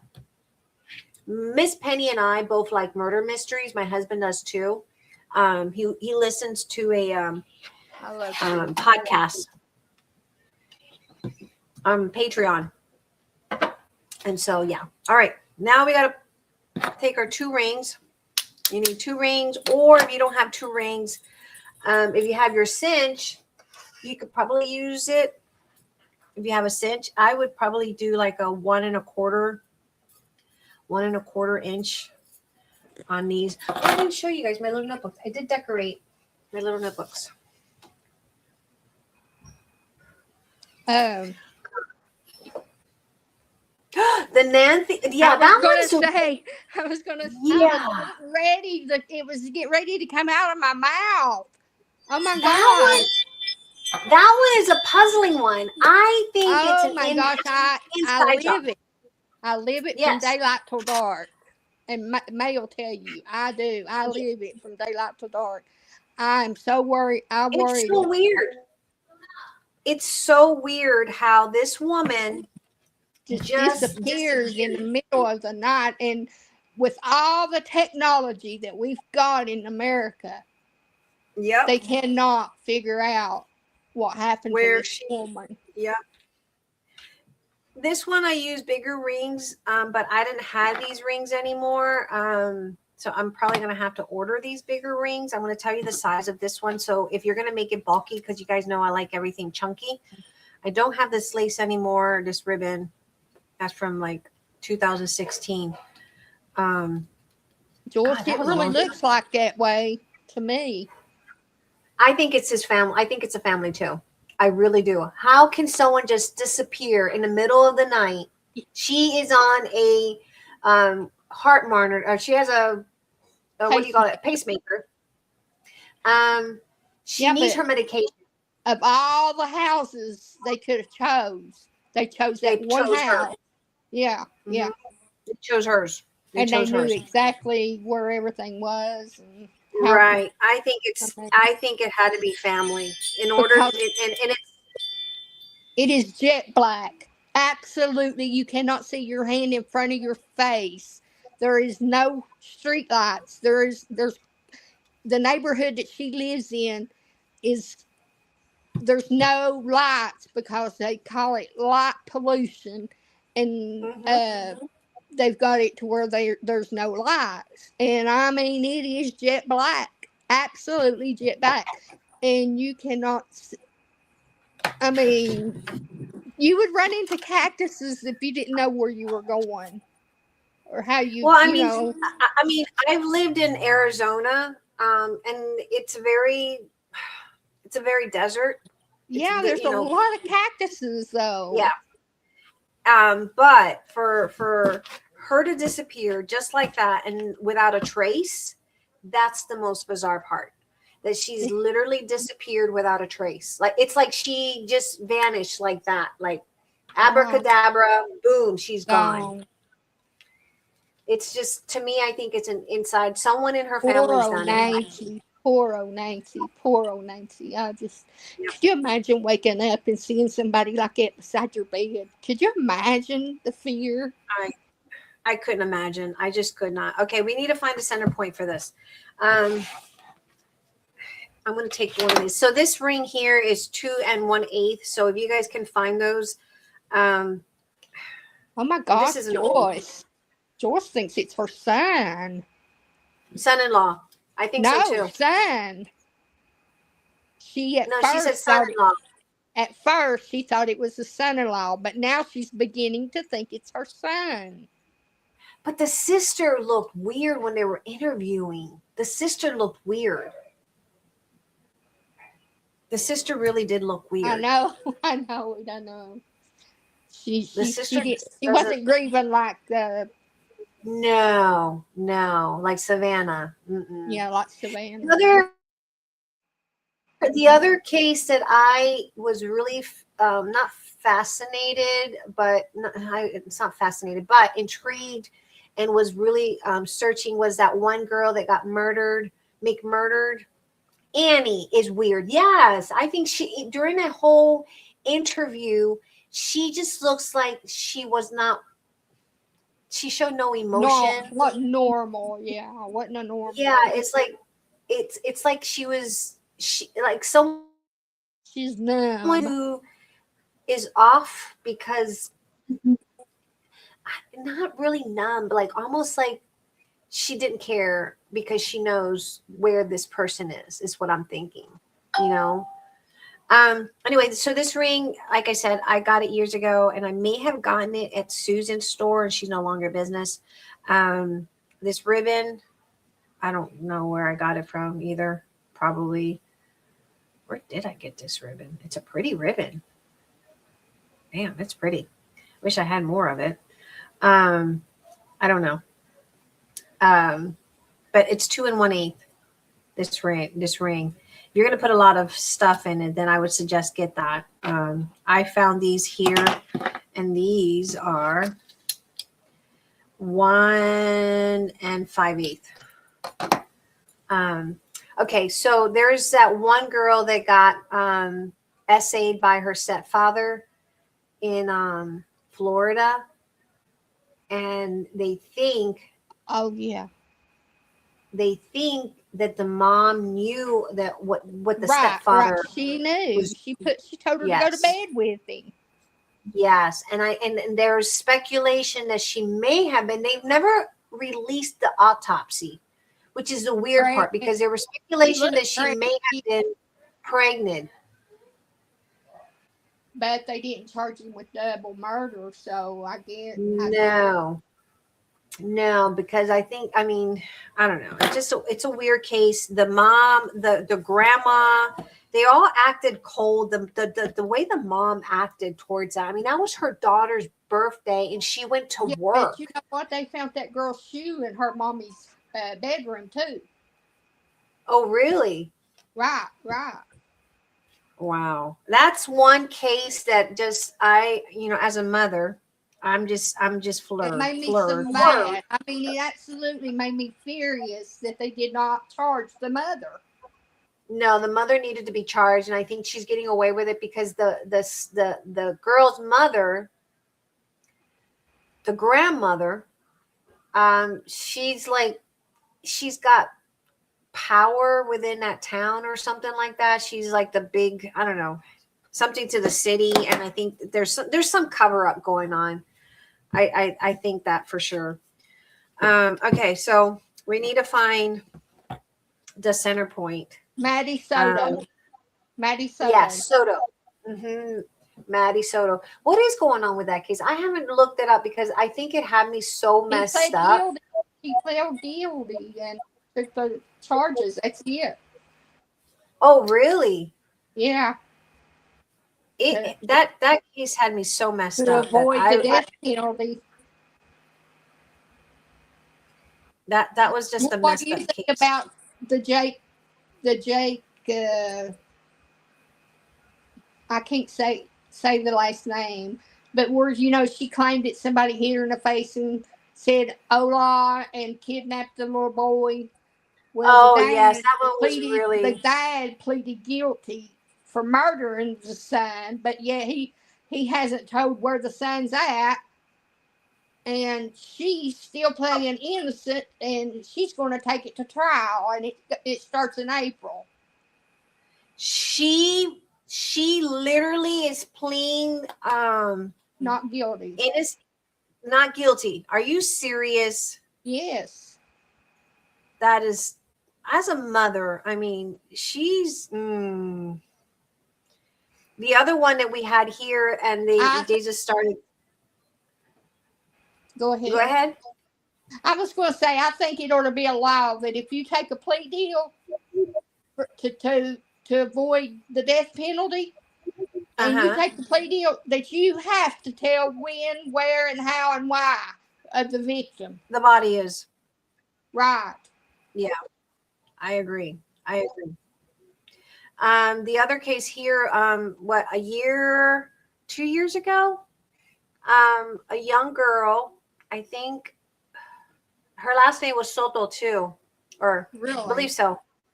She was pregnant and she was due to have her baby any day, any minute. She went into, her mom thought she was going to get induced that day. And instead she decided she was going to follow her boyfriend, her baby daddy, went with him to where he was going to do a drop off here in San Antonio.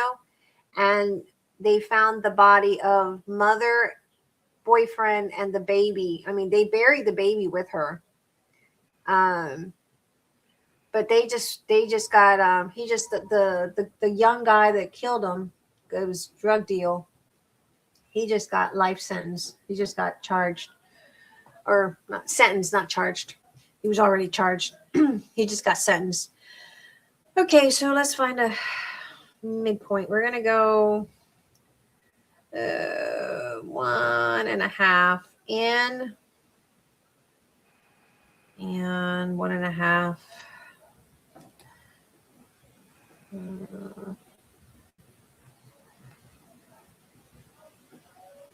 We're going to go 1.5 both ways. On each side. Yes, on each side. And then probably, I would say about a 1/2 inch or 3/8 of an inch. 3/8. I would say 3/8. Excuse me. Tongue tied. It's hard to say 3/8. Yeah. I think that's hard to say. 1/2 inch, actually, it's a 1/2 inch. We're gonna go in 1/2 inch. I don't know. My tongue's gotten so bad with I keep saying it's menopause. Well, it's menopause. It's like I feel like I can't talk with menopause. It's I don't want to make it my personality, but the kid says, "Mom, everything for you is menopause." It is. Everything is menopause. I'm not kidding when I say menopause did it. Good excuse. Menopause did it, not me. Okay. All right. How long do you get to use that? You get to use that. What's that? I said, how long do you get to use that excuse? You get to use it a couple of years, don't you? I don't know. Everyone says it could last up to 10 years. It's been since December of 2021 for me. So it's going on 5 years. Wow. When my life changed, and I hate it. And I noticed, I didn't even know it was part of menopause, where I like simple things like, what is this called? I can't remember. It's like suddenly I found myself in the store when I had the store. I'm like, why can't I think of what this ruler is called? Like I couldn't figure out the name. It's like my brain just stopped working. But anyway, I'm sure you guys were all, with the exception of let me tell y'all one on May. You see that ruler that she's using there? I told her last night, I said, I'm going to use my centering ruler. And she said, oh, do they make a centering ruler for real? I said, yeah. I said, that one you've got right there is a centering ruler. And she said, what do you mean? And I said, look at that zero on it. And I showed her how to use it. And she said, oh, I didn't know that. And she's been using the ruler. Let me tell you guys, I love my Tim Holtz ruler, and unfortunately, I have no one else around here that sells it anymore because Hobby Lobby doesn't sell this stuff anymore. You know, there's no one that sells this stuff. So this is my grungy, very dirty, very loved ruler. It's the only one I have left. But you hated that side of it, you said. I hated the size that had that zero right here. I absolutely hated it. I'm like, every time I would pick it up, I'm like, darn it, I don't want that size. Is Penny going to tell me? And just like, you know that for your, not this, for your Crop-A-Dile, there's like little links that you have to size it up with ABC 1, 2, 3. Right. Yes. That's something else that, I have a hard time with that. Well, it's because you have to line it up. You have to line it up with the right, like, I don't have my glasses on. I have my glasses on, but like there's numbers. A2 or B3. Yeah, right. And you have to, like, this is a B. I have a B. I can't see the number. B with. And there's a different one if you've got if your grommet's got a ring with it. Right. So I have it set on the right one which is the normal size, which is a 3/16. The normal size eyelet. I think it's a 3/16, isn't it? Right. I think it's just 3/16 eyelet, which is the regular size. So it matches up with B with, I think this is a 1. I think. I can't see the number. Yeah, it's 1. I can't see the number. Yeah, it's 1. So B with 1 matches up. That's the right with the 3/16. But it makes a huge difference, guys, if you know that. I cut into my Timmy ruler. I was so pissed about it. Oh, man. I would be too, because I can't find this anywhere. So if this little baby breaks, I'm gonna be sad. I'm gonna lose myself, because this is it. This is all I have, and I can't lose it, guys. I mean, I have lots of rulers. It's so easy, and that's my love-hate relationship with it, because it is transparent. And so oftentimes, look, if I'm looking for it, it's right in front of me. It's just that because it's transparent, sometimes it gets lost easily. Right. So anyway, guys, going back to our little thing here, we're going to go in 1.5 inch from each side and down from top to bottom 1/2 inch. So you're going to make that kind of little hole. And that's where I have to hold my breath, because I know I always mess up. So let me get my little Crop-A-Dile. I should use a handheld one, though. Speaking of which, you will need, you can put some eyelets in if you want. You can put eyelets in. I didn't put any eyelets in on mine. They'd have to be long shank. What's that? They'd have to be long shank, because that's heavy chipboard. Yeah. It's well, and not only that, it can be pricey to do that. Yeah. See, for me, it's hard to center it right there.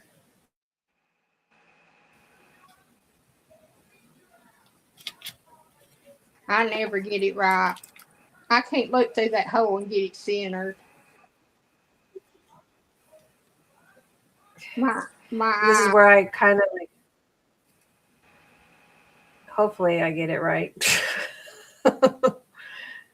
Hopefully. Let's cross our fingers. You will. I have faith in you. And so now we got to make sure they're all facing the right direction. And so what I just do is I make a little mark. Line them up, flush them up.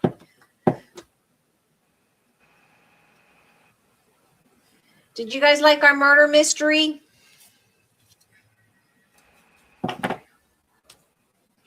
I did.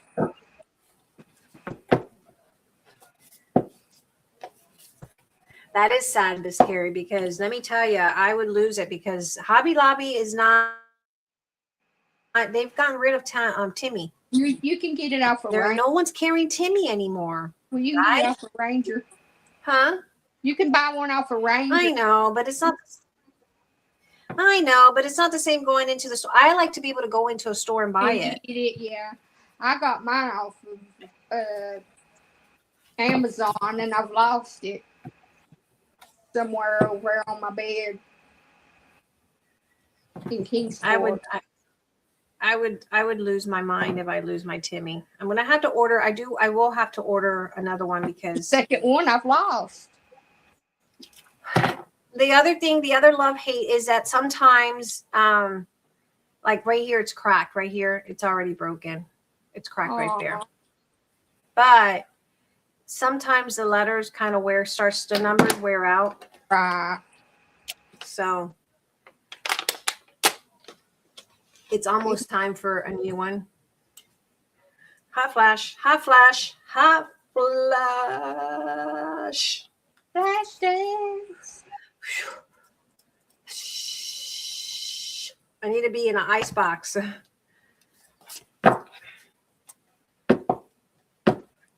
You remember Flashdance?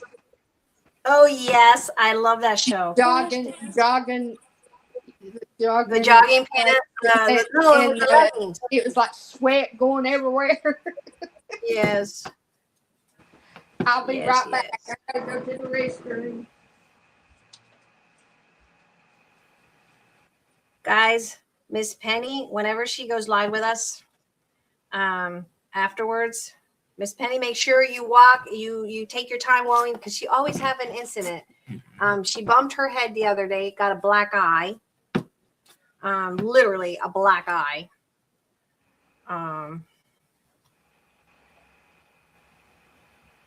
Guys, don't forget I'm going to be releasing the new April collection. It's absolutely beautiful. If you haven't signed up for my coffee, it's $10 a month. But you get a lot of the insider stuff of what I'm making, a lot of videos over there as well. Make sure you follow us on Coffee and Schoolhouse. Because that is where I was going to show you guys, but the new collection that's releasing for April, I think it's pretty, me personally, but that's a great way to supporting my channel. Your support is very well appreciated. Now on the original, as you can see, I'm going to take this off. It's Friday. No injury, no injury, no injury, no injury, no injury, no injury. Yeah. I was about to say, I was just telling them every time you go live with me, afterwards you have an incident. Oh my God, look, the glue has come off of this so bad. It's shifted. The glue is shifted on it. Tore out of pieces. I tore my arm out of pieces. All right, so I went in on the original back piece. I went in a little bit deeper. Show it. Oh, she wants to see your black eye. Oh, it's about gone. It's bad. It was bad. It was bad. It was bad. So It's I went about in and it sat just like that. Okay. I'm not sure if I'm going to be able to do that with these because this is not as big unless I figure out where to order these. You know how usually when you get a black eye, it's just usually underneath your eye? Mine was on the top and the bottom. It was It's bad. on my eyelid and all. It was really, now I am for the base. I might just put it on the base. Some of these grommets that, not grommets, but you know, I might go pinky.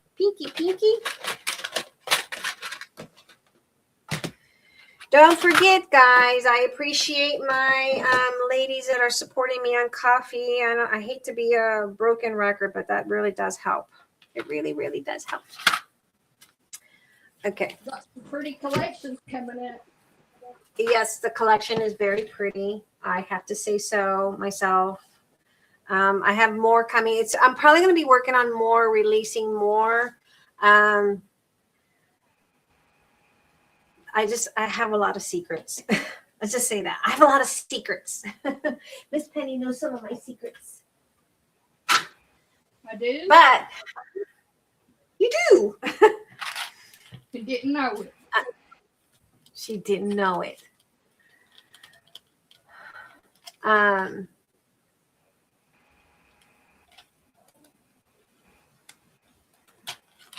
got a headache. Suddenly I got a headache. Allergies has been. I went to bed. It's flying around in the air. Do you guys want to know what time I went to bed? Do you guys want to know what time I went to bed? Did you even? Because I was working on the collection. Huh? Did you even go to bed? What's that? I said, did you even go to bed? I went to bed like at 6:30 in the morning. Wow. And I think I woke up around 8 or 9. So I didn't sleep that much. Wow. And then I got home and then I had to bake because, you know, Nani wants to open up a little coffee thingy. And so I'm trying to support her in that. So, yeah, so I was baking. So if I did it this way, let me see. I'm going to test it with these rings. That's how we're going to see if this will work. Huh, smart May. For once in my life, my brain clicked and said, test it with the one you already have. So we're going to test it and see if it works. I think this one I'm just going to give it to Carla. I got the album that we're working on. Oh, you guys haven't seen that. We and I apologize. I'm a little behind, guys, on my girls over in Ko-fi. This is what we've been working over there. Isn't that pretty? He's so pretty. I'm so excited about mine. I And showed Miss my Penny. oh, that's so cool. How did you do that? Miss Penny, what's that? Cooper said, that is so cool. How did you do that? He liked it? Yeah, that waterfall. Oh, did he? So this is what we, over there on Ko-fi, we have a little bit of extra stuff that we do. And so this is one of the pages that Miss Penny and I worked on it together. I was kind of, look at that. Haha. So we kind of do a little bit of, you know, work over there. And then we did, of course, the waterfall. Oh, I was...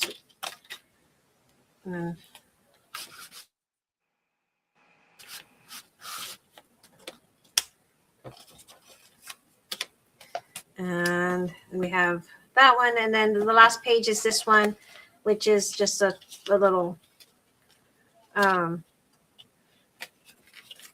Z-fold. But yeah, this is what we've been doing over there on Ko-fi together. So guys have to come and check it out. Check it out, check it out, check it out. All right, let's test this. Who else is doing the album? What's that, hun? Who else is doing the album? Oh yeah, Miss Penny, I know she's doing the album and she's doing a fabulous. You guys, I told her to take pictures. I told her that if I get a design team, which I am going to be probably once I start growing, I'm going to get a design team to work with my digitals because there's more to come of May. She's not over. She's not done. She's got more juices coming. She's back. She's back. I'm back again. They thought they got rid of me and they didn't. No, just kidding. It feels good, guys. It feels really good to come back and start crafting. Y'all just don't know. Miss Penny is going to be showing me how to do the scan and cut because I got a scan and cut. It feels really good to just devote myself. This is what I've devoted myself. Decided that this is my job. Now you're enjoying it. No, I'm enjoying it. I'm going to devote myself 100% to this. All right, it does work. It does work. Look, guys, it works. So if you use a 1.5 inch ring, it works. It's not as pretty, and you know what? Eric's not going to know if I cheat, right? I don't think Eric's going to know if I change the little rings on it. So we're going to just change the rings for this because I know that Carla will probably end up using that for the baby and adding, stuff. So we're just going to keep, but it does work. Look. So back in the day, your back guy, when I did. He says, did them rings get little or what? He probably doesn't. He won't even know. There's another notebook, another album that I made him years ago out of it was an envelope and I made it like in 2011. Yeah, when I was with Stampin' Up, and he still has that. Wow. I'm amazed. Yeah. And then of course, I mean, there's a lot of stuff, little stuff that I've done here. You made several. I mean, it's, I guess, well, I took that out. I took that out because I wanted to show you guys that it sits almost like a clipboard. You know how the clipboard it's got a little bit of a space on the top. And I took that off because I wanted to use that same measurement. So we're going to take it off again, and I'm going to give you guys that measurement.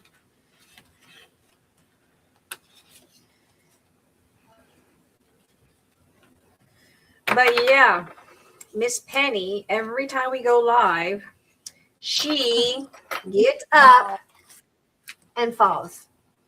And she falls. What are we going to do with Miss Penny? All right, I'm going to flash it. I'm going to give you guys the measurements.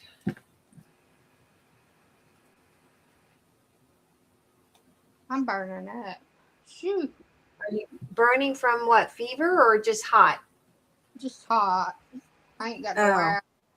I need to turn the air on. It's hot. Why haven't you turned the air on? Look, the heat has shifted. It was in the storage unit. All right, guys. So these little babies, you're going to measure it at 1 5/8 going in. And yeah, 1 5/8 on each side. And top to bottom, it's 1 inch. Okay. 1 5/8 going in and top to bottom 1 inch. Okay. All righty. All righty.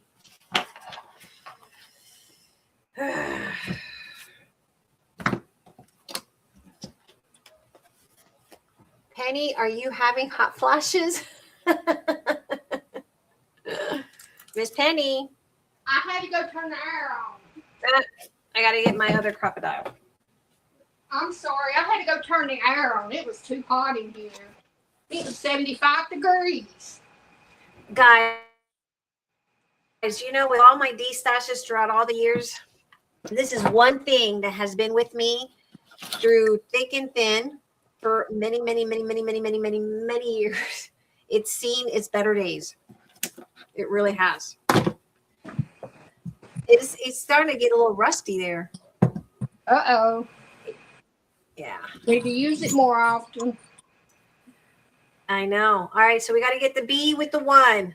So here it is. So see, here's B. And then because I'm using the 3/16 inch eyelet, I need to find 1 because this is 4. We don't need 4. We need 1. Problem is finding that number. Here's 1. There's 1. Okay. So B with 1 is what makes a good connection. I think that's 1. Looks like 1. Yep. Okay. I hear it squeaking. You need to use it more often.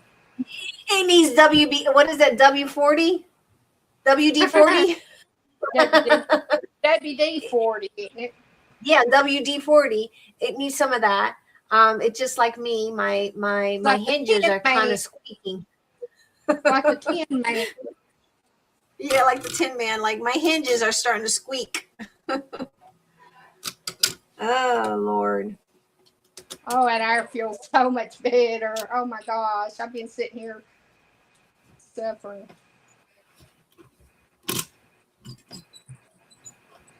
Go into the 3/16 inch. It says a 1 inch, but maybe a little bit.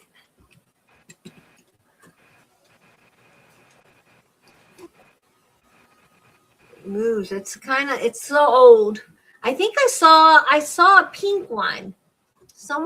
There's a new cinch out in Mexico. I've been following a lot of the girls from Mexico. Let me tell you, there's a new cinch that's pink, and I need to have it in my life.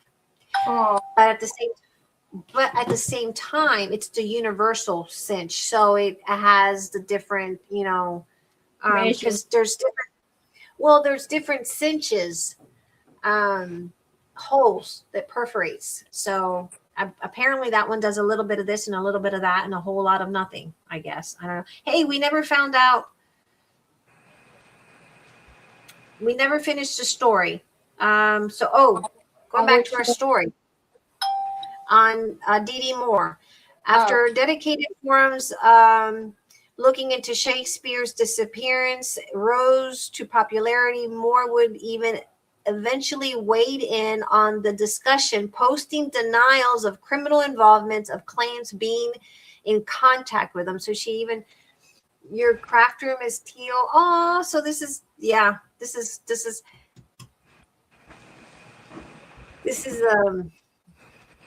the teal that goes with your craft room. But this is so old. In February, I think I got this in 2012.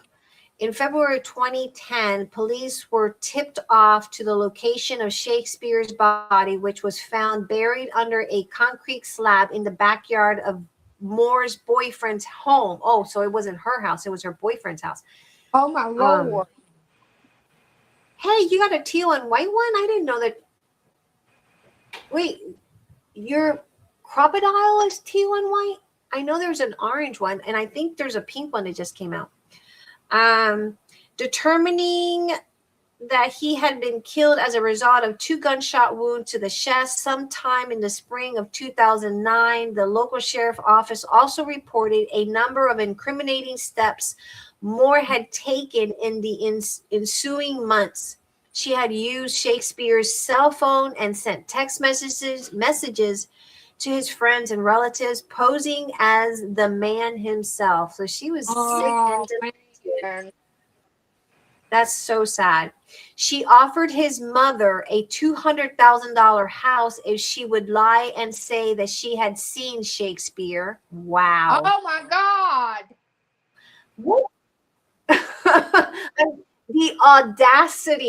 The audacity of this woman, knowing she killed her son, she's going to tell the mother, hey, I'm going to give you a $200,000 house. Say you saw him.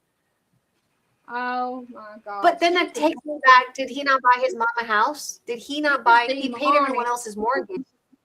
She had a demonic mind. Yes. She paid one of Shakespeare's relatives $5,000 to hand deliver his mother a birthday card and suggest that it was from Shakespeare. Oh, in my December God. 10th of 2012, Moore was convicted of first-degree murder for killing Shakespeare and was sentenced to life in prison without the possibility of parole, with an additional minimum sentence of 25 years for possessing a gun in course of a violent felony. I bought my crocodile off of HSN when it first came out. It's lime green. You know, that's one thing that I got from HSN years ago. I love HSN. And I'm talking about years ago.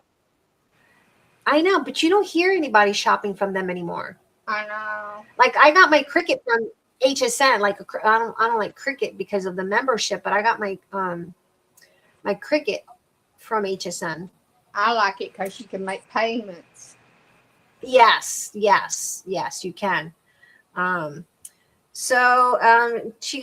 Moore was convicted of first-degree murder for killing Shakespeare and was sentenced to life in prison without the possibility of 25 years possessing a gun in the course of a violent felony. According to Hulu documentary series The Web of Death, Jackpot Murder tips-off came in who found the concrete slab by comparing current and prior Google search images of Moore's boyfriend's home. Moore technically owned the property, but haven't found anything elsewhere that substantiates to the claim. That's pretty sad. But her boyfriend ought to have known something about it. Right? I would say he accessory to the crime. Absolutely. I agree with you. He should have been charged as well. I mean, if somebody pours concrete on your property. Unless he did it himself. Yeah, I'm sure he probably did. But she would have said he did. Remember? She tried to accuse her son. Can you imagine? I'm just saying her boyfriend had to have known. Can you imagine? Imagine your mother accusing you of murder, of murdering somebody. I could not imagine that. Like I could not fathom. Isn't it? I could not imagine. Okay, we're gonna add these two eyelets. I'm gonna use my handheld one because it's easier. Oh, I can't get in. Darn it.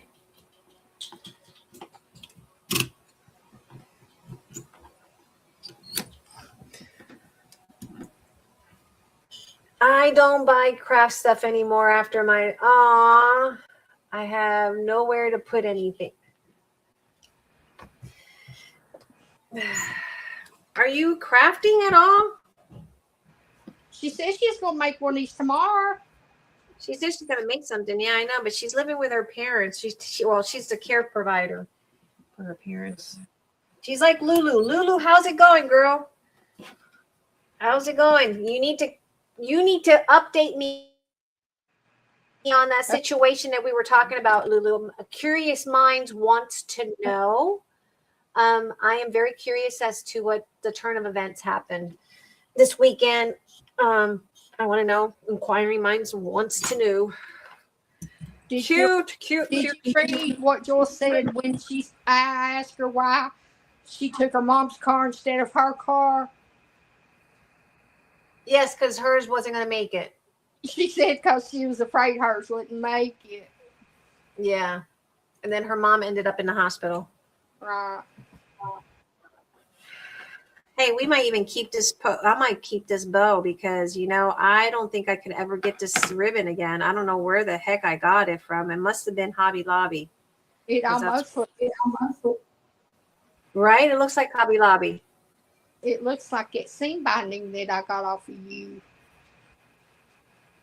It's because it's a little wider than your typical seam binding. Right, seam binding is normally a half inch. Yeah, it's wider. Yeah, I don't know. I think I probably got this at Hobby Lobby. I'm pretty sure. Had to be. That's back in my heydays of Hobby Lobby. I would drop $300 to $400 a week. I don't do that anymore. Use what you got. Yeah, I need to. I need to, guys. I need to go through. I need to get rid of a lot of this vintage stuff because I'm not using vintage anymore. I'm more of the clean. Have you noticed? I'm changing my taste buds. I'm changing it up, guys. I'm changing it up. Where's my...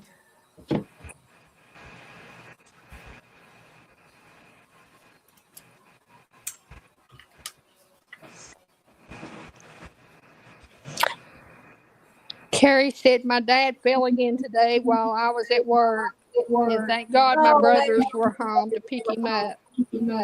Oh, no. How old's your dad?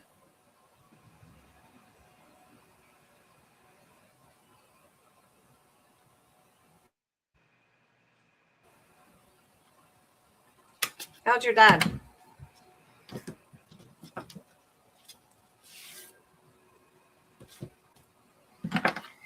I like to...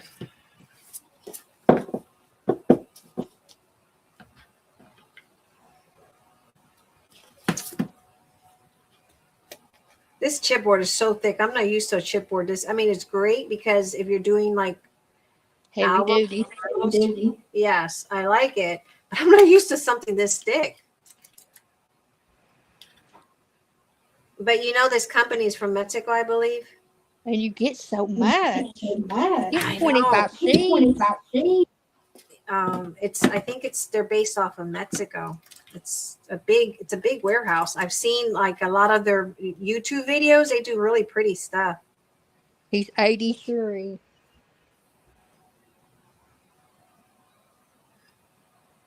How old? 83? Oh, same age as my dad. Oh no. My dad is 83 too. I almost thought I had to go to Puerto Rico. I think it was a couple weeks ago. That's what you said. But thankfully I didn't. Oh, you would have enjoyed it. I probably would have not wanted to come back home. I probably would have called Eric. Eric, I've decided to stay in Puerto Rico. If it wasn't for Eric, you would be in Puerto Rico. Probably not because of my kids. My kids doesn't speak English. They don't speak Spanish much. I'm back at home. Sister ran out of here like the devil with her heels. I'm still sick. Oh no, I'm pretty sure I was. You need to go to the doctor. Get yourself a hottie toddy too. Get a hottie toddy. Hottie toddy will clear that. Or ginger. Take some ginger and put some lemon in that ginger tea. That'll help that. Delivery today. What's that? The guy that did the delivery today, he was talking about these. He knows two or three. Did any incidents, anything to report on that? Bite. That was really sick with allergies. Oh, I had really bad allergies. He said she was really. I was talking to her the other day, and she was catching me up on. We had a little pause on StreamYard.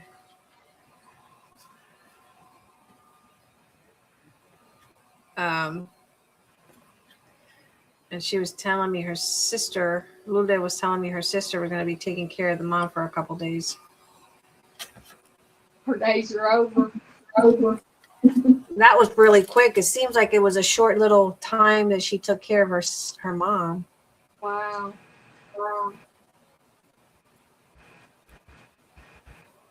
I got some sourdough bread in the refrigerator, 12 loaves, I believe. Jalapeno cheddar. And I got some s'mores cookies made out of discard sourdough.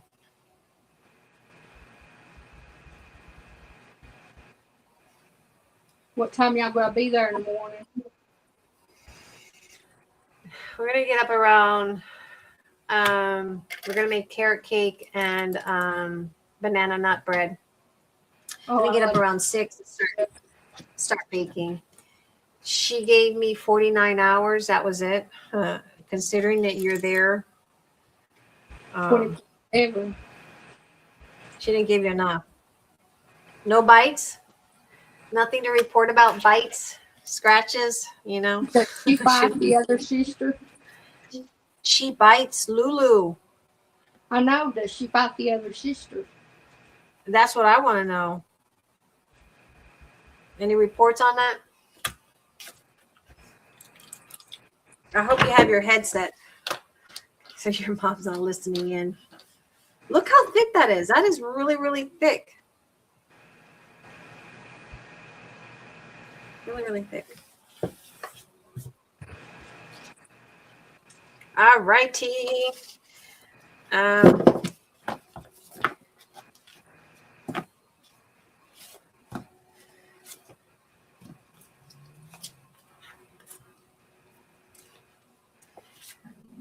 How did you like that little video of Casey mocking me?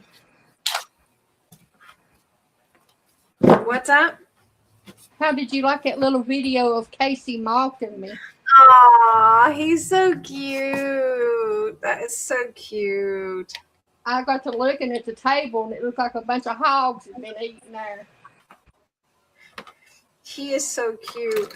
There's a video of Miss Penny's grandson making fun of how she laughs.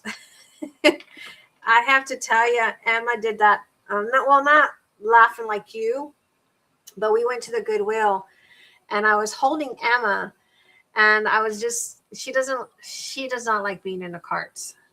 She either has to be walking or she wants to be held. She does not like being in the carts.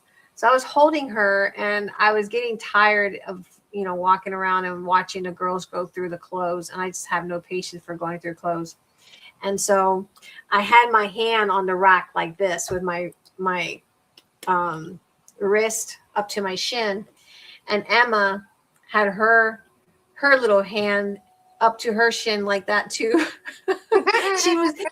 I'm carrying her. I have her held like this right on one arm. And then she's like with her other arm, she has her hand up to her chin, relaxed too. And I'm like, are you mocking me? And then I put my hand up to my head and she did the same thing. I'm like, you are mocking me. And so I went and showed Carla.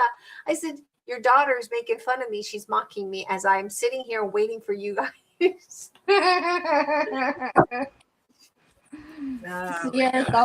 Sierra thought that was hilarious. Casey mocking me. You just come over and started mocking me. Oh my God, guys. I put the hose the wrong.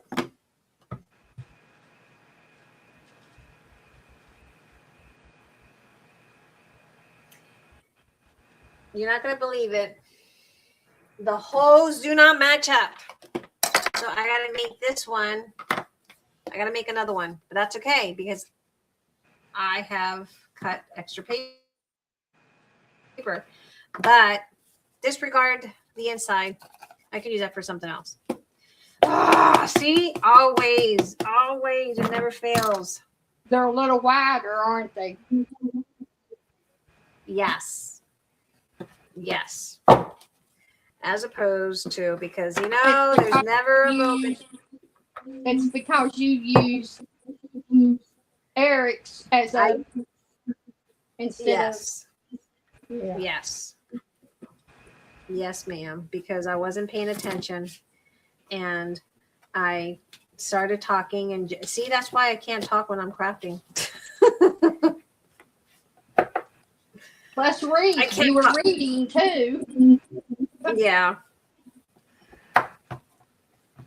Yep. I wasn't paying attention. All right. Good thing I have another chipboard and I have plenty of paper. Penny Piper, there's nothing that cannot be fixed, as we know. Oh, I know that. Nothing that cannot be fixed. That is a fact, right, Miss Penny?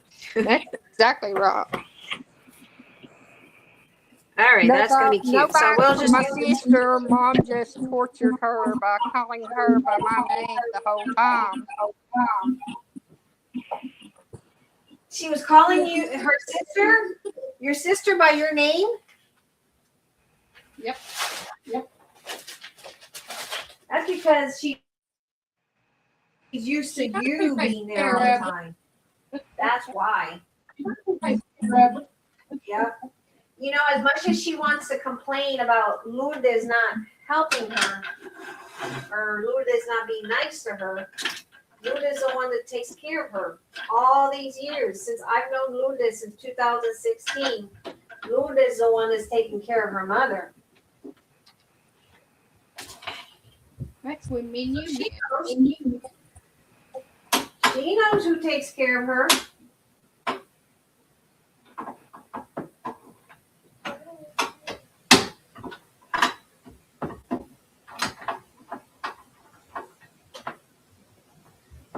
Come, Mama. Did I walk up the stairs? No, because you didn't make me coffee. And the way upstairs is you got to pay with a coffee surcharge. There's a coffee surcharge here. You know that? Her coffee machine that she got, her little espresso thing. She's going to start charging you. Yeah, I went to La La Land.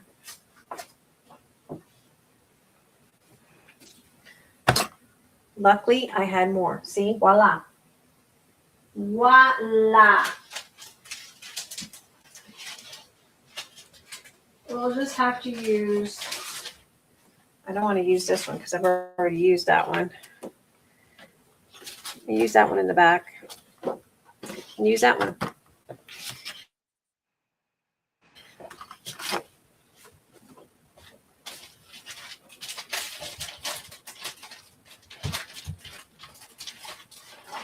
Although this window one is pretty. I like the window one. Now we're going to use the stripe ones in the back.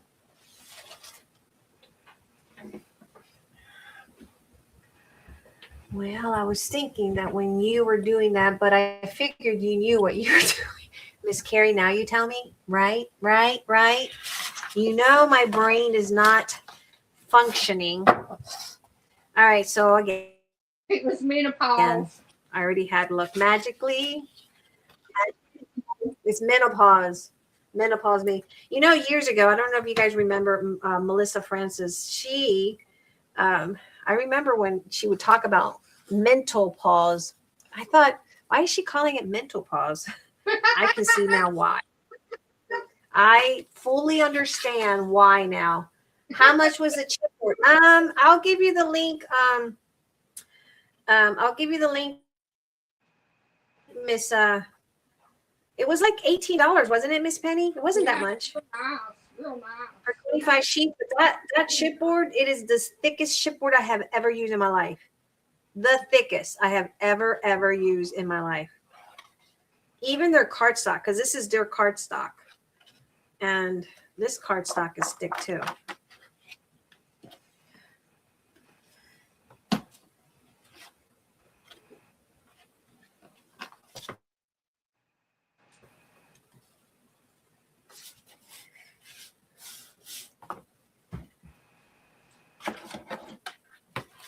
And where did you get it? I got it from Amazon. Amazon made me do it. It makes nice coffee. I will give you the links. Now, I will say this much. Look how thick that is. I want to show you guys the one that I typically get. It is nowhere near. I mean, it's not comparable. This is the one I normally get. And now, okay, so see that? I don't know if you can see that. That's more like My hands are all grody. Look, I had to take my, and then look at this one compared. Can you see the difference? This is the old one. This is the new one. Huge difference. Like, look at that. Look at that. You can't. That is good for, I think, I know a lot of the crafters from Mexico, they do a lot of those journals and albums and stuff like that. I mean, they're big into that. And I'm sure that's probably why.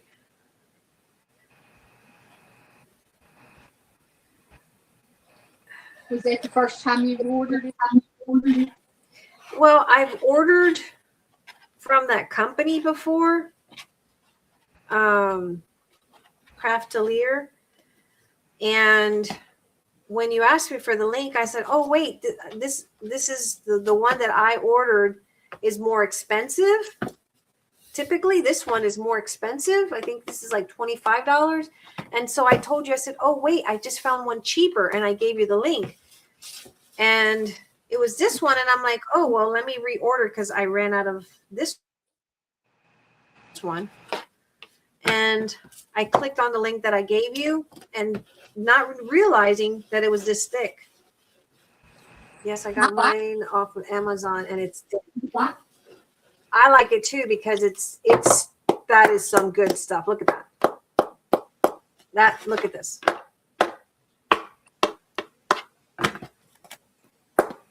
Look at the difference.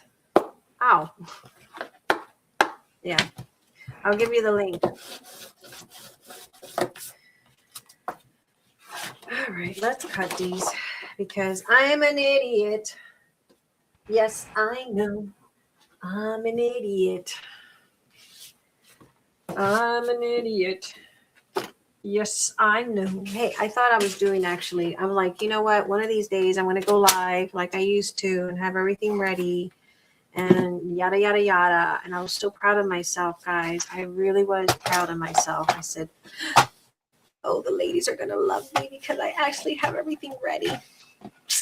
Yeah. Okay. So this cardstock has to be 8 3/4 by 5 3/4.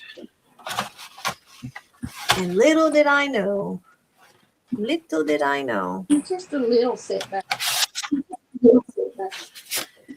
That I cut it. I got too excited with myself. What was it yesterday when we were going over the? You did the waterfall and you're like, I got excited and I glued it wrong. Yeah, I glued it wrong. So I had to end up gluing the opening. What is it that say? Crafters, we have to measure once, measure twice, measure 3 times. It just never fails. You always should do that. That should be common practice. Measure once, measure twice, measure 3 times. I can't remember how much the shipment was. It was less than $20. No, it wasn't even $20. It's 25 sheets. I'll here. It's 25 sheets. I want to text it to you, Miss Carrie.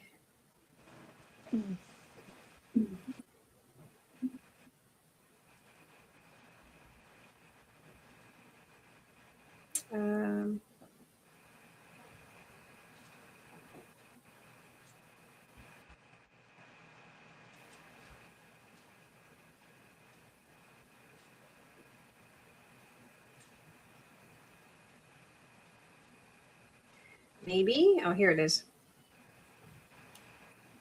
$18. $16.71. Wow. For 25 sheets. That is a great deal. Night, everyone. Night, Lourdes. I hope everything's well. $16.71. 1671. To Infinity. You know, that's Emma's favorite movie. Oh, that girl. She watches that. As soon as you put it on, she will sit down and will not budge. She will not budge. To Infinity and Beyond. And then I went and got her on eBay. I found Woody and Jesse. And then I went through, it started out with Buzz. I found Buzz at a Goodwill. And then she got so hooked on that. And then I found Woody and Jesse on eBay. Jesse's missing like part of her ear, and that's why the dual was a little bit cheap, but they're original. And then I went back to the Goodwill and I found the original Buzz, because the first Buzz I found wasn't the original. Right. And then I went back to the Goodwill, so another Goodwill, and I found the original Buzz. And then I found Bullseye. So she's got quite the little Mater. Which one? Mater. She's got Potato Head. She's got Potato Head. She's got the Slinky Dog. I don't know what the Slinky Dog is called. No, I'm talking about Mater the truck. Mater the what? The truck. No, isn't that from Cars? Okay. That's from Cars. Yeah. Now my son loved Cars. That was one of my son's one of his favorites. My son was a Cars fanatic. I get them all mixed up. She's got but the Slinky the dog is from the new collection from Target, because Toy Story 5 is about to be released.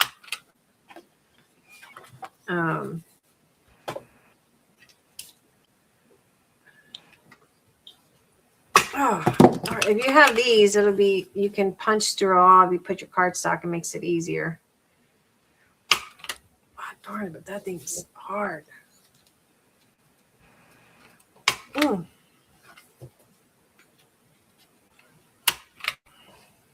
Okay.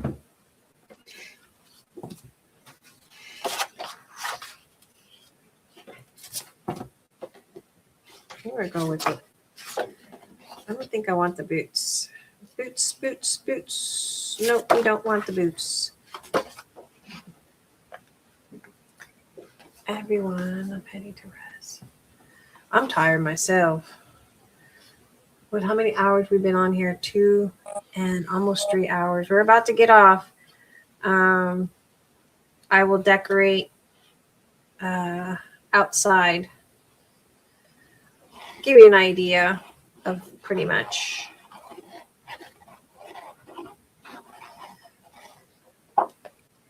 Trying to recap on some of my old projects. Updated version, yes. Uptown Girl. You've been living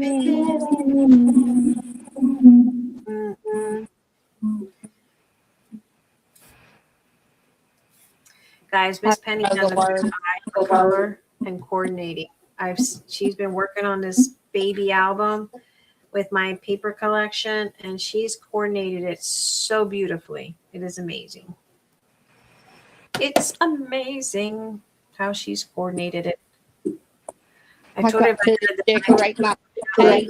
I hadn't worked on it since we worked on it. I know I gotta make that final video. It'll probably have to be. I didn't do any videos this week. You've got 2 more videos. But that's because I've been working on the collection. 2 more videos. Yeah. 2 more. But videos. You got page 4 and then put it together and decorate the album. Oh, that's right. Well, the decorating, I mean, it's everyone's optional how everyone decorates. Right. I mean, putting it together. Yeah, you're right. I got 2 more videos. I'm a little behind, guys. I'm a little behind. I've been working nonstop on the collection. Creating. Yeah. And that one takes me a little bit more time because by the time I think I got it, then like last night, oh my God, I was having between Photoshop and Canva, because I go between Photoshop, Canva, and Illustrator back and forth on One page.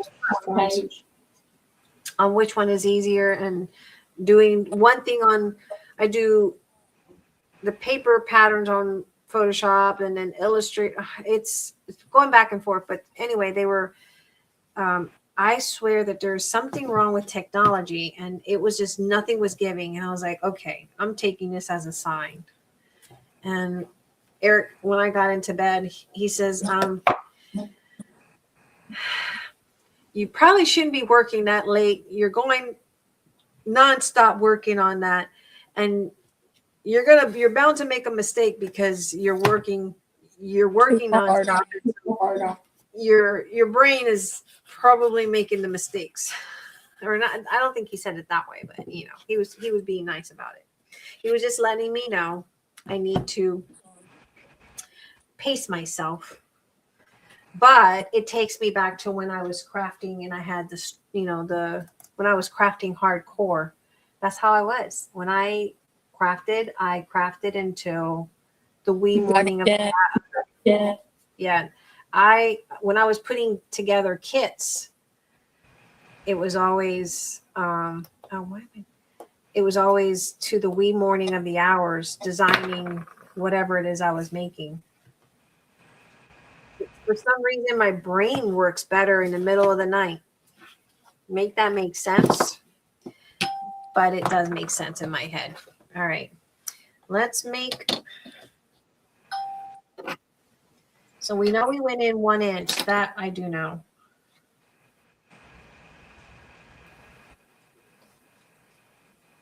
And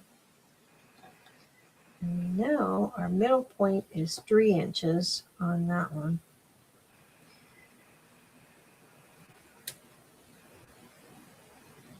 Tomorrow I got an important meeting. Can't tell you what it's about. I can't, but I will someday. I do have an important meeting tomorrow. It's an important. It has to do with my designs. Intriguing. Mm-hmm. Intriguing. So it looks like we went in. I said it was 1 and. No, that's not even. I was about to mess it up again. We can't go wrong. Let me look at it this way, so I'm not screwing it up again. So I'm very good at that. We went 1.5 inch. So 1.5 inch. And this is 2 inches is the spacing. So we go into the center and we go in 2 inches on each side. It should give me here. And erase this. Oh, I see. It's part of the paper. Da, da, da, da. Don't mind me, guys. Talking to myself sometimes, as long as I don't answer myself. You're all right.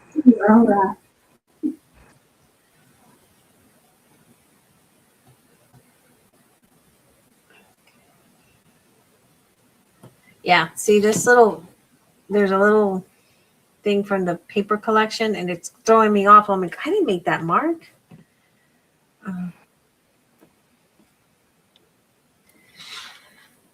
Okay, so then we're going to go in 1 inch in, 1 inch in. Talk about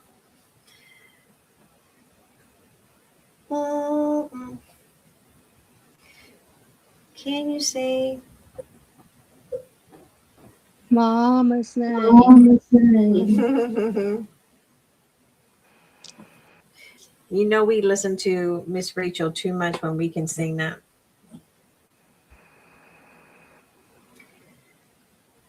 Da, da, da, da, da, da, da. I like to sing it to Emma. You want to sing it to who? I said I like to sing it to Emma. Can you say Emma? Oh, yeah. When you say Emma, can you say Emma's name? You say she just smiles. Mm-hmm. She's smiling. She loves the sound of someone mentioning her name. Like, I always tell her, I said, you like hearing yourself getting. All right, that's about right there. And then we're gonna go in 2 inches. I need some coffee. Nani got me hooked on that coffee. Now her machine broke. Oh no. I know. Well, it didn't break. It's just not meant for a lot of pulls, I guess. It wasn't dripping. So when she would put the espresso beans in, and to make the espresso shot, and she would put in to make it like 1 shot, it would literally pull more than, it would put more water in. So it technically it was pulling more than the shot, the 1 shot. And that's not what you want, because then it'd be water. Okay. So we're going to go in, guys. Those of you doing this at home, you're going in 2 inches from each side on your 6x9. 2 inches in, and then 1 inch from top to bottom. Okay. And then just to confirm, we're going to go ahead and line this baby up like so. And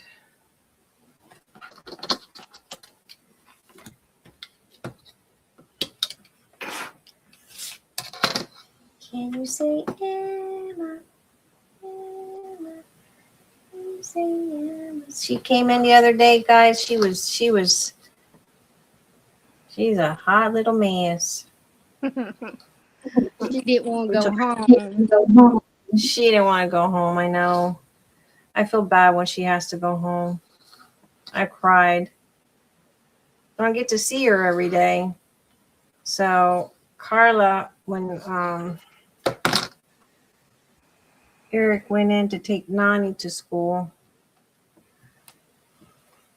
I was working on the design, so I didn't take Nani to school because I needed to work on that design. And Eric took her for me. And I didn't answer the phone. I didn't see that he tried to text me. And mainly was because I was working on the design and I didn't see his message. And so he says, when I saw the text message after a bit, he said, well, I wanted to see if you wanted Emma to come. I know you're busy working on that design. And I'm like, heck yeah, bring her, bring my baby here. So he turned back around and got Emma. He had already left her apartments. So he turned back around and picked her up, brought her home. She walked through that door and all she does is she starts running, all excited You just hear the excitement in her voice because she knows she can get away with. So she runs up to her. Yeah. She goes, snack, snack, snack. What was she snacking? She wants her snacks. She knows snacks. Snack. Yeah. So she knows she can get her snacks with grandma. And we always have, she loves these little muffins and donuts, the little mini donuts and muffins. Oh my gosh, she loves those things. And so we always get, if we go to Sam's or whatever, we get a big case of it. And she'll grab you by the arm and she'll take you to her snack pantry. These things. Little Debbie. She loves those things.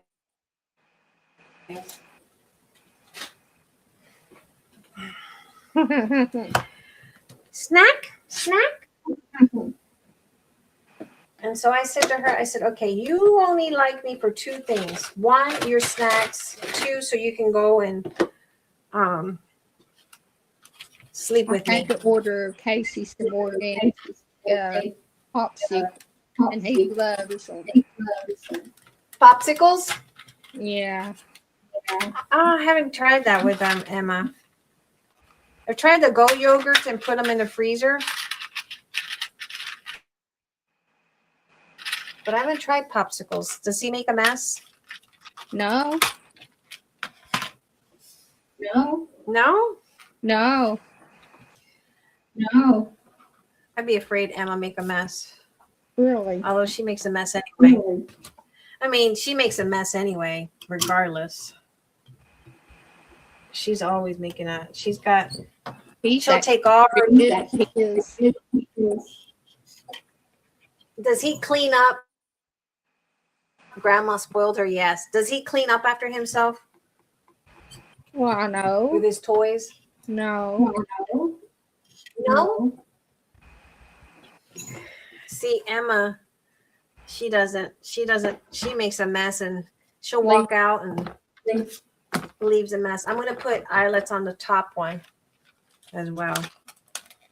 It's not necessary, but I think the top and the bottom is all that really needs it. I mean, it's lasted this many years without any on Eric's that I made. She makes a huge mess. Oh my gosh. She's just like Carla. My mom would call me. Get over here and get mess up. And she would say, when you get home from work, you're gonna clean the mess your daughter made. Every day without fail. My mom would call me to complain about the messes Carla had made. You're going to clean that mess. I think my mom would hold it over. She's like, I think she did it on purpose so that I would have to clean the house for her. So I would have to go home and clean the mess that Carla had made because she took all the toys out and had them all spread. Oh, man. All right, top and bottom, got it. That's it. All righty, we're gonna decorate outside, but that's pretty much it. It should work. It better work. If it doesn't work, just grab another chipboard and do it again.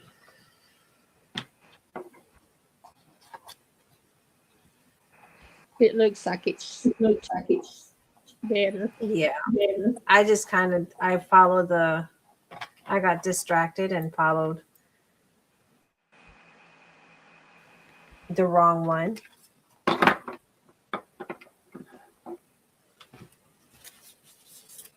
How cute. It looks like a little clipboard. I don't know about you guys, but I'm liking the idea of not having to distress anything and use inks and all those little, you know how many of these I would go through distressing? Like I would go through a lot distressing. I haven't used distressing since coming back. I keep putting my little tape thingy here to hold this wire, and it doesn't, my masking tape doesn't seem to want to hold it.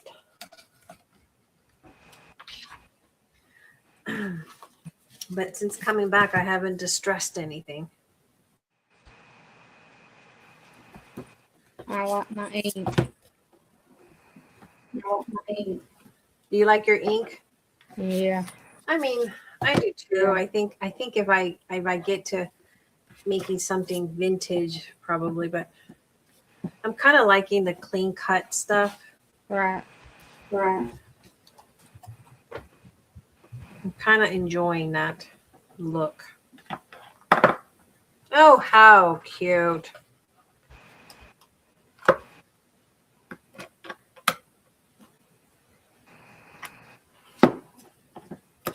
Now, I do notice a boo-boo, not boo-boo, but see how that one kind of sticks up?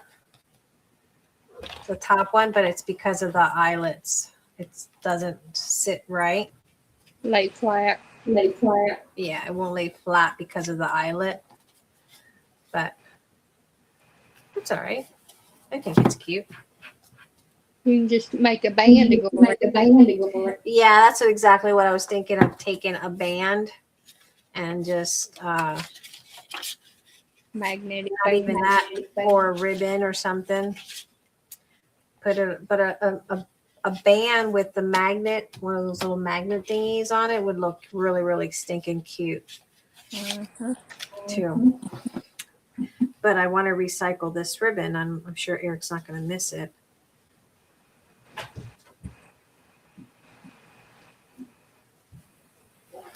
I would have to try to remember where I got this ribbon from. You sure you don't have any more? No, God, no. This is 2016. No. Good God. No way. That was 10 years ago. I still have craft stuff. As much as I've moved and destashed throughout the years, and when I sold the store, I sold everything that I had in it. Personal stuff went in that. So yeah, no. Mm-mm. Absolutely don't think so. I think the only thing when I sold the store, I kept like the rulers, crocodiles, stuff like that the kids could use. But like a lot of my personal, the beads I kept because that was something that I held dear to my heart because Mom beaded with me. Mom would bead with me. But yeah, no. What time is it? Oh, it's 10. After this, guess what I'm going to do? Shower and go to bed. I hope you get some rest. I got to get up and what? I can't even get this. I went through a whole bottle of Fabri-Tac in just a week? It's insane. It's crazy. And we were talking about that yesterday, how much I love Fabri-Tac because it gives you that wiggle room for you to shift and adjust things on your page. But my God, it's expensive and you get a lot. If you don't put that lid on it, look, that little extra seepage. It's crazy. Guys, I need to find out where I got this ribbon from. I'm pretty sure it could have been at Susan's store as well. I thought you said Hobby Lobby. It could have been Hobby Lobby, but I don't think so. I don't recall Hobby Lobby having anything like this, but I do recall something like this from Susan. Could have been Susan, the scrapbook store. It may have been one of those Maya Rhodes ribbon. That's what that's what it's given me. I know it's not Joann because I didn't buy too many ribbons like this from Joann's. Joann's ribbons were expensive.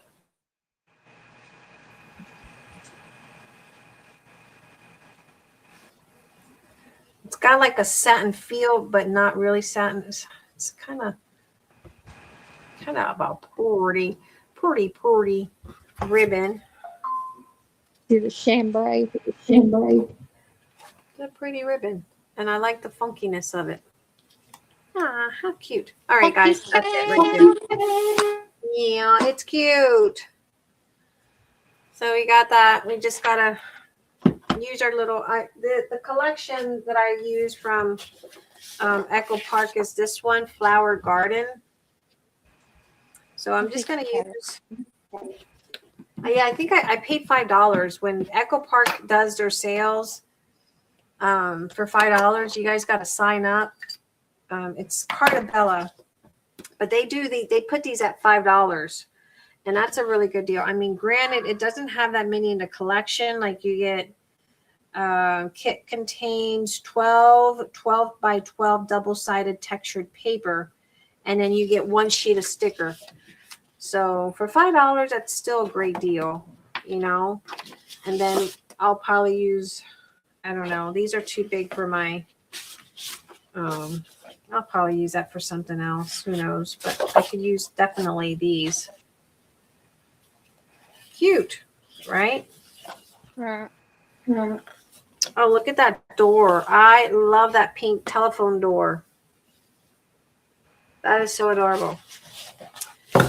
Thank you, Miss Carrie. Thank you. So I'm just going to decorate it, and it's so adorable. It reminds me of this one flip one that I did for the desk. It was a Tim Holtz. It was one of his little mechanism that was like a stand that flipped. It was a photo frame flipper or whatever kind of a deal he had. And I made that. I gave it away to somebody in Philly. It's somewhere in Philadelphia. I gave it to somebody that they won in a drawing. But I like it. It turned out really, really stinking adorable. Anywho, guys. Thank you all for coming tonight. And be sure you hit the like button before you leave. Ooh, look, I had this little bow here, and I might just put it somewhere here. Oh, that's so cute. I don't know. Maybe not. Anyway, yes. We will see you guys. I'll probably be uploading just a quick little video. I'm thinking Tuesdays and Thursdays is when I can do like a quick little video for YouTube. But for my ladies on coffee, definitely Sunday I will be working on uploading your video for your album. I know I need to get that album done for you guys, so you might get a double duel. Tomorrow, definitely I have a lot of baking to do. If I do get a chance, I may jump in. We'll see. I'm not sure if I can jump in tomorrow. I'm not going to commit and say yes or no because I don't want to let you guys down. But for sure, I will see you guys Friday of next week. Good night, everyone. Yes, give me a thumbs up. Leave a comment, guys. I really appreciate the comments. Good night. Thank you so much for coming and for participating in our murder mystery. And then we'll see what we'll discuss next week. We'll try to find something spicy and good for our murder mystery for next Friday. All right, guys. Love ya. Bye.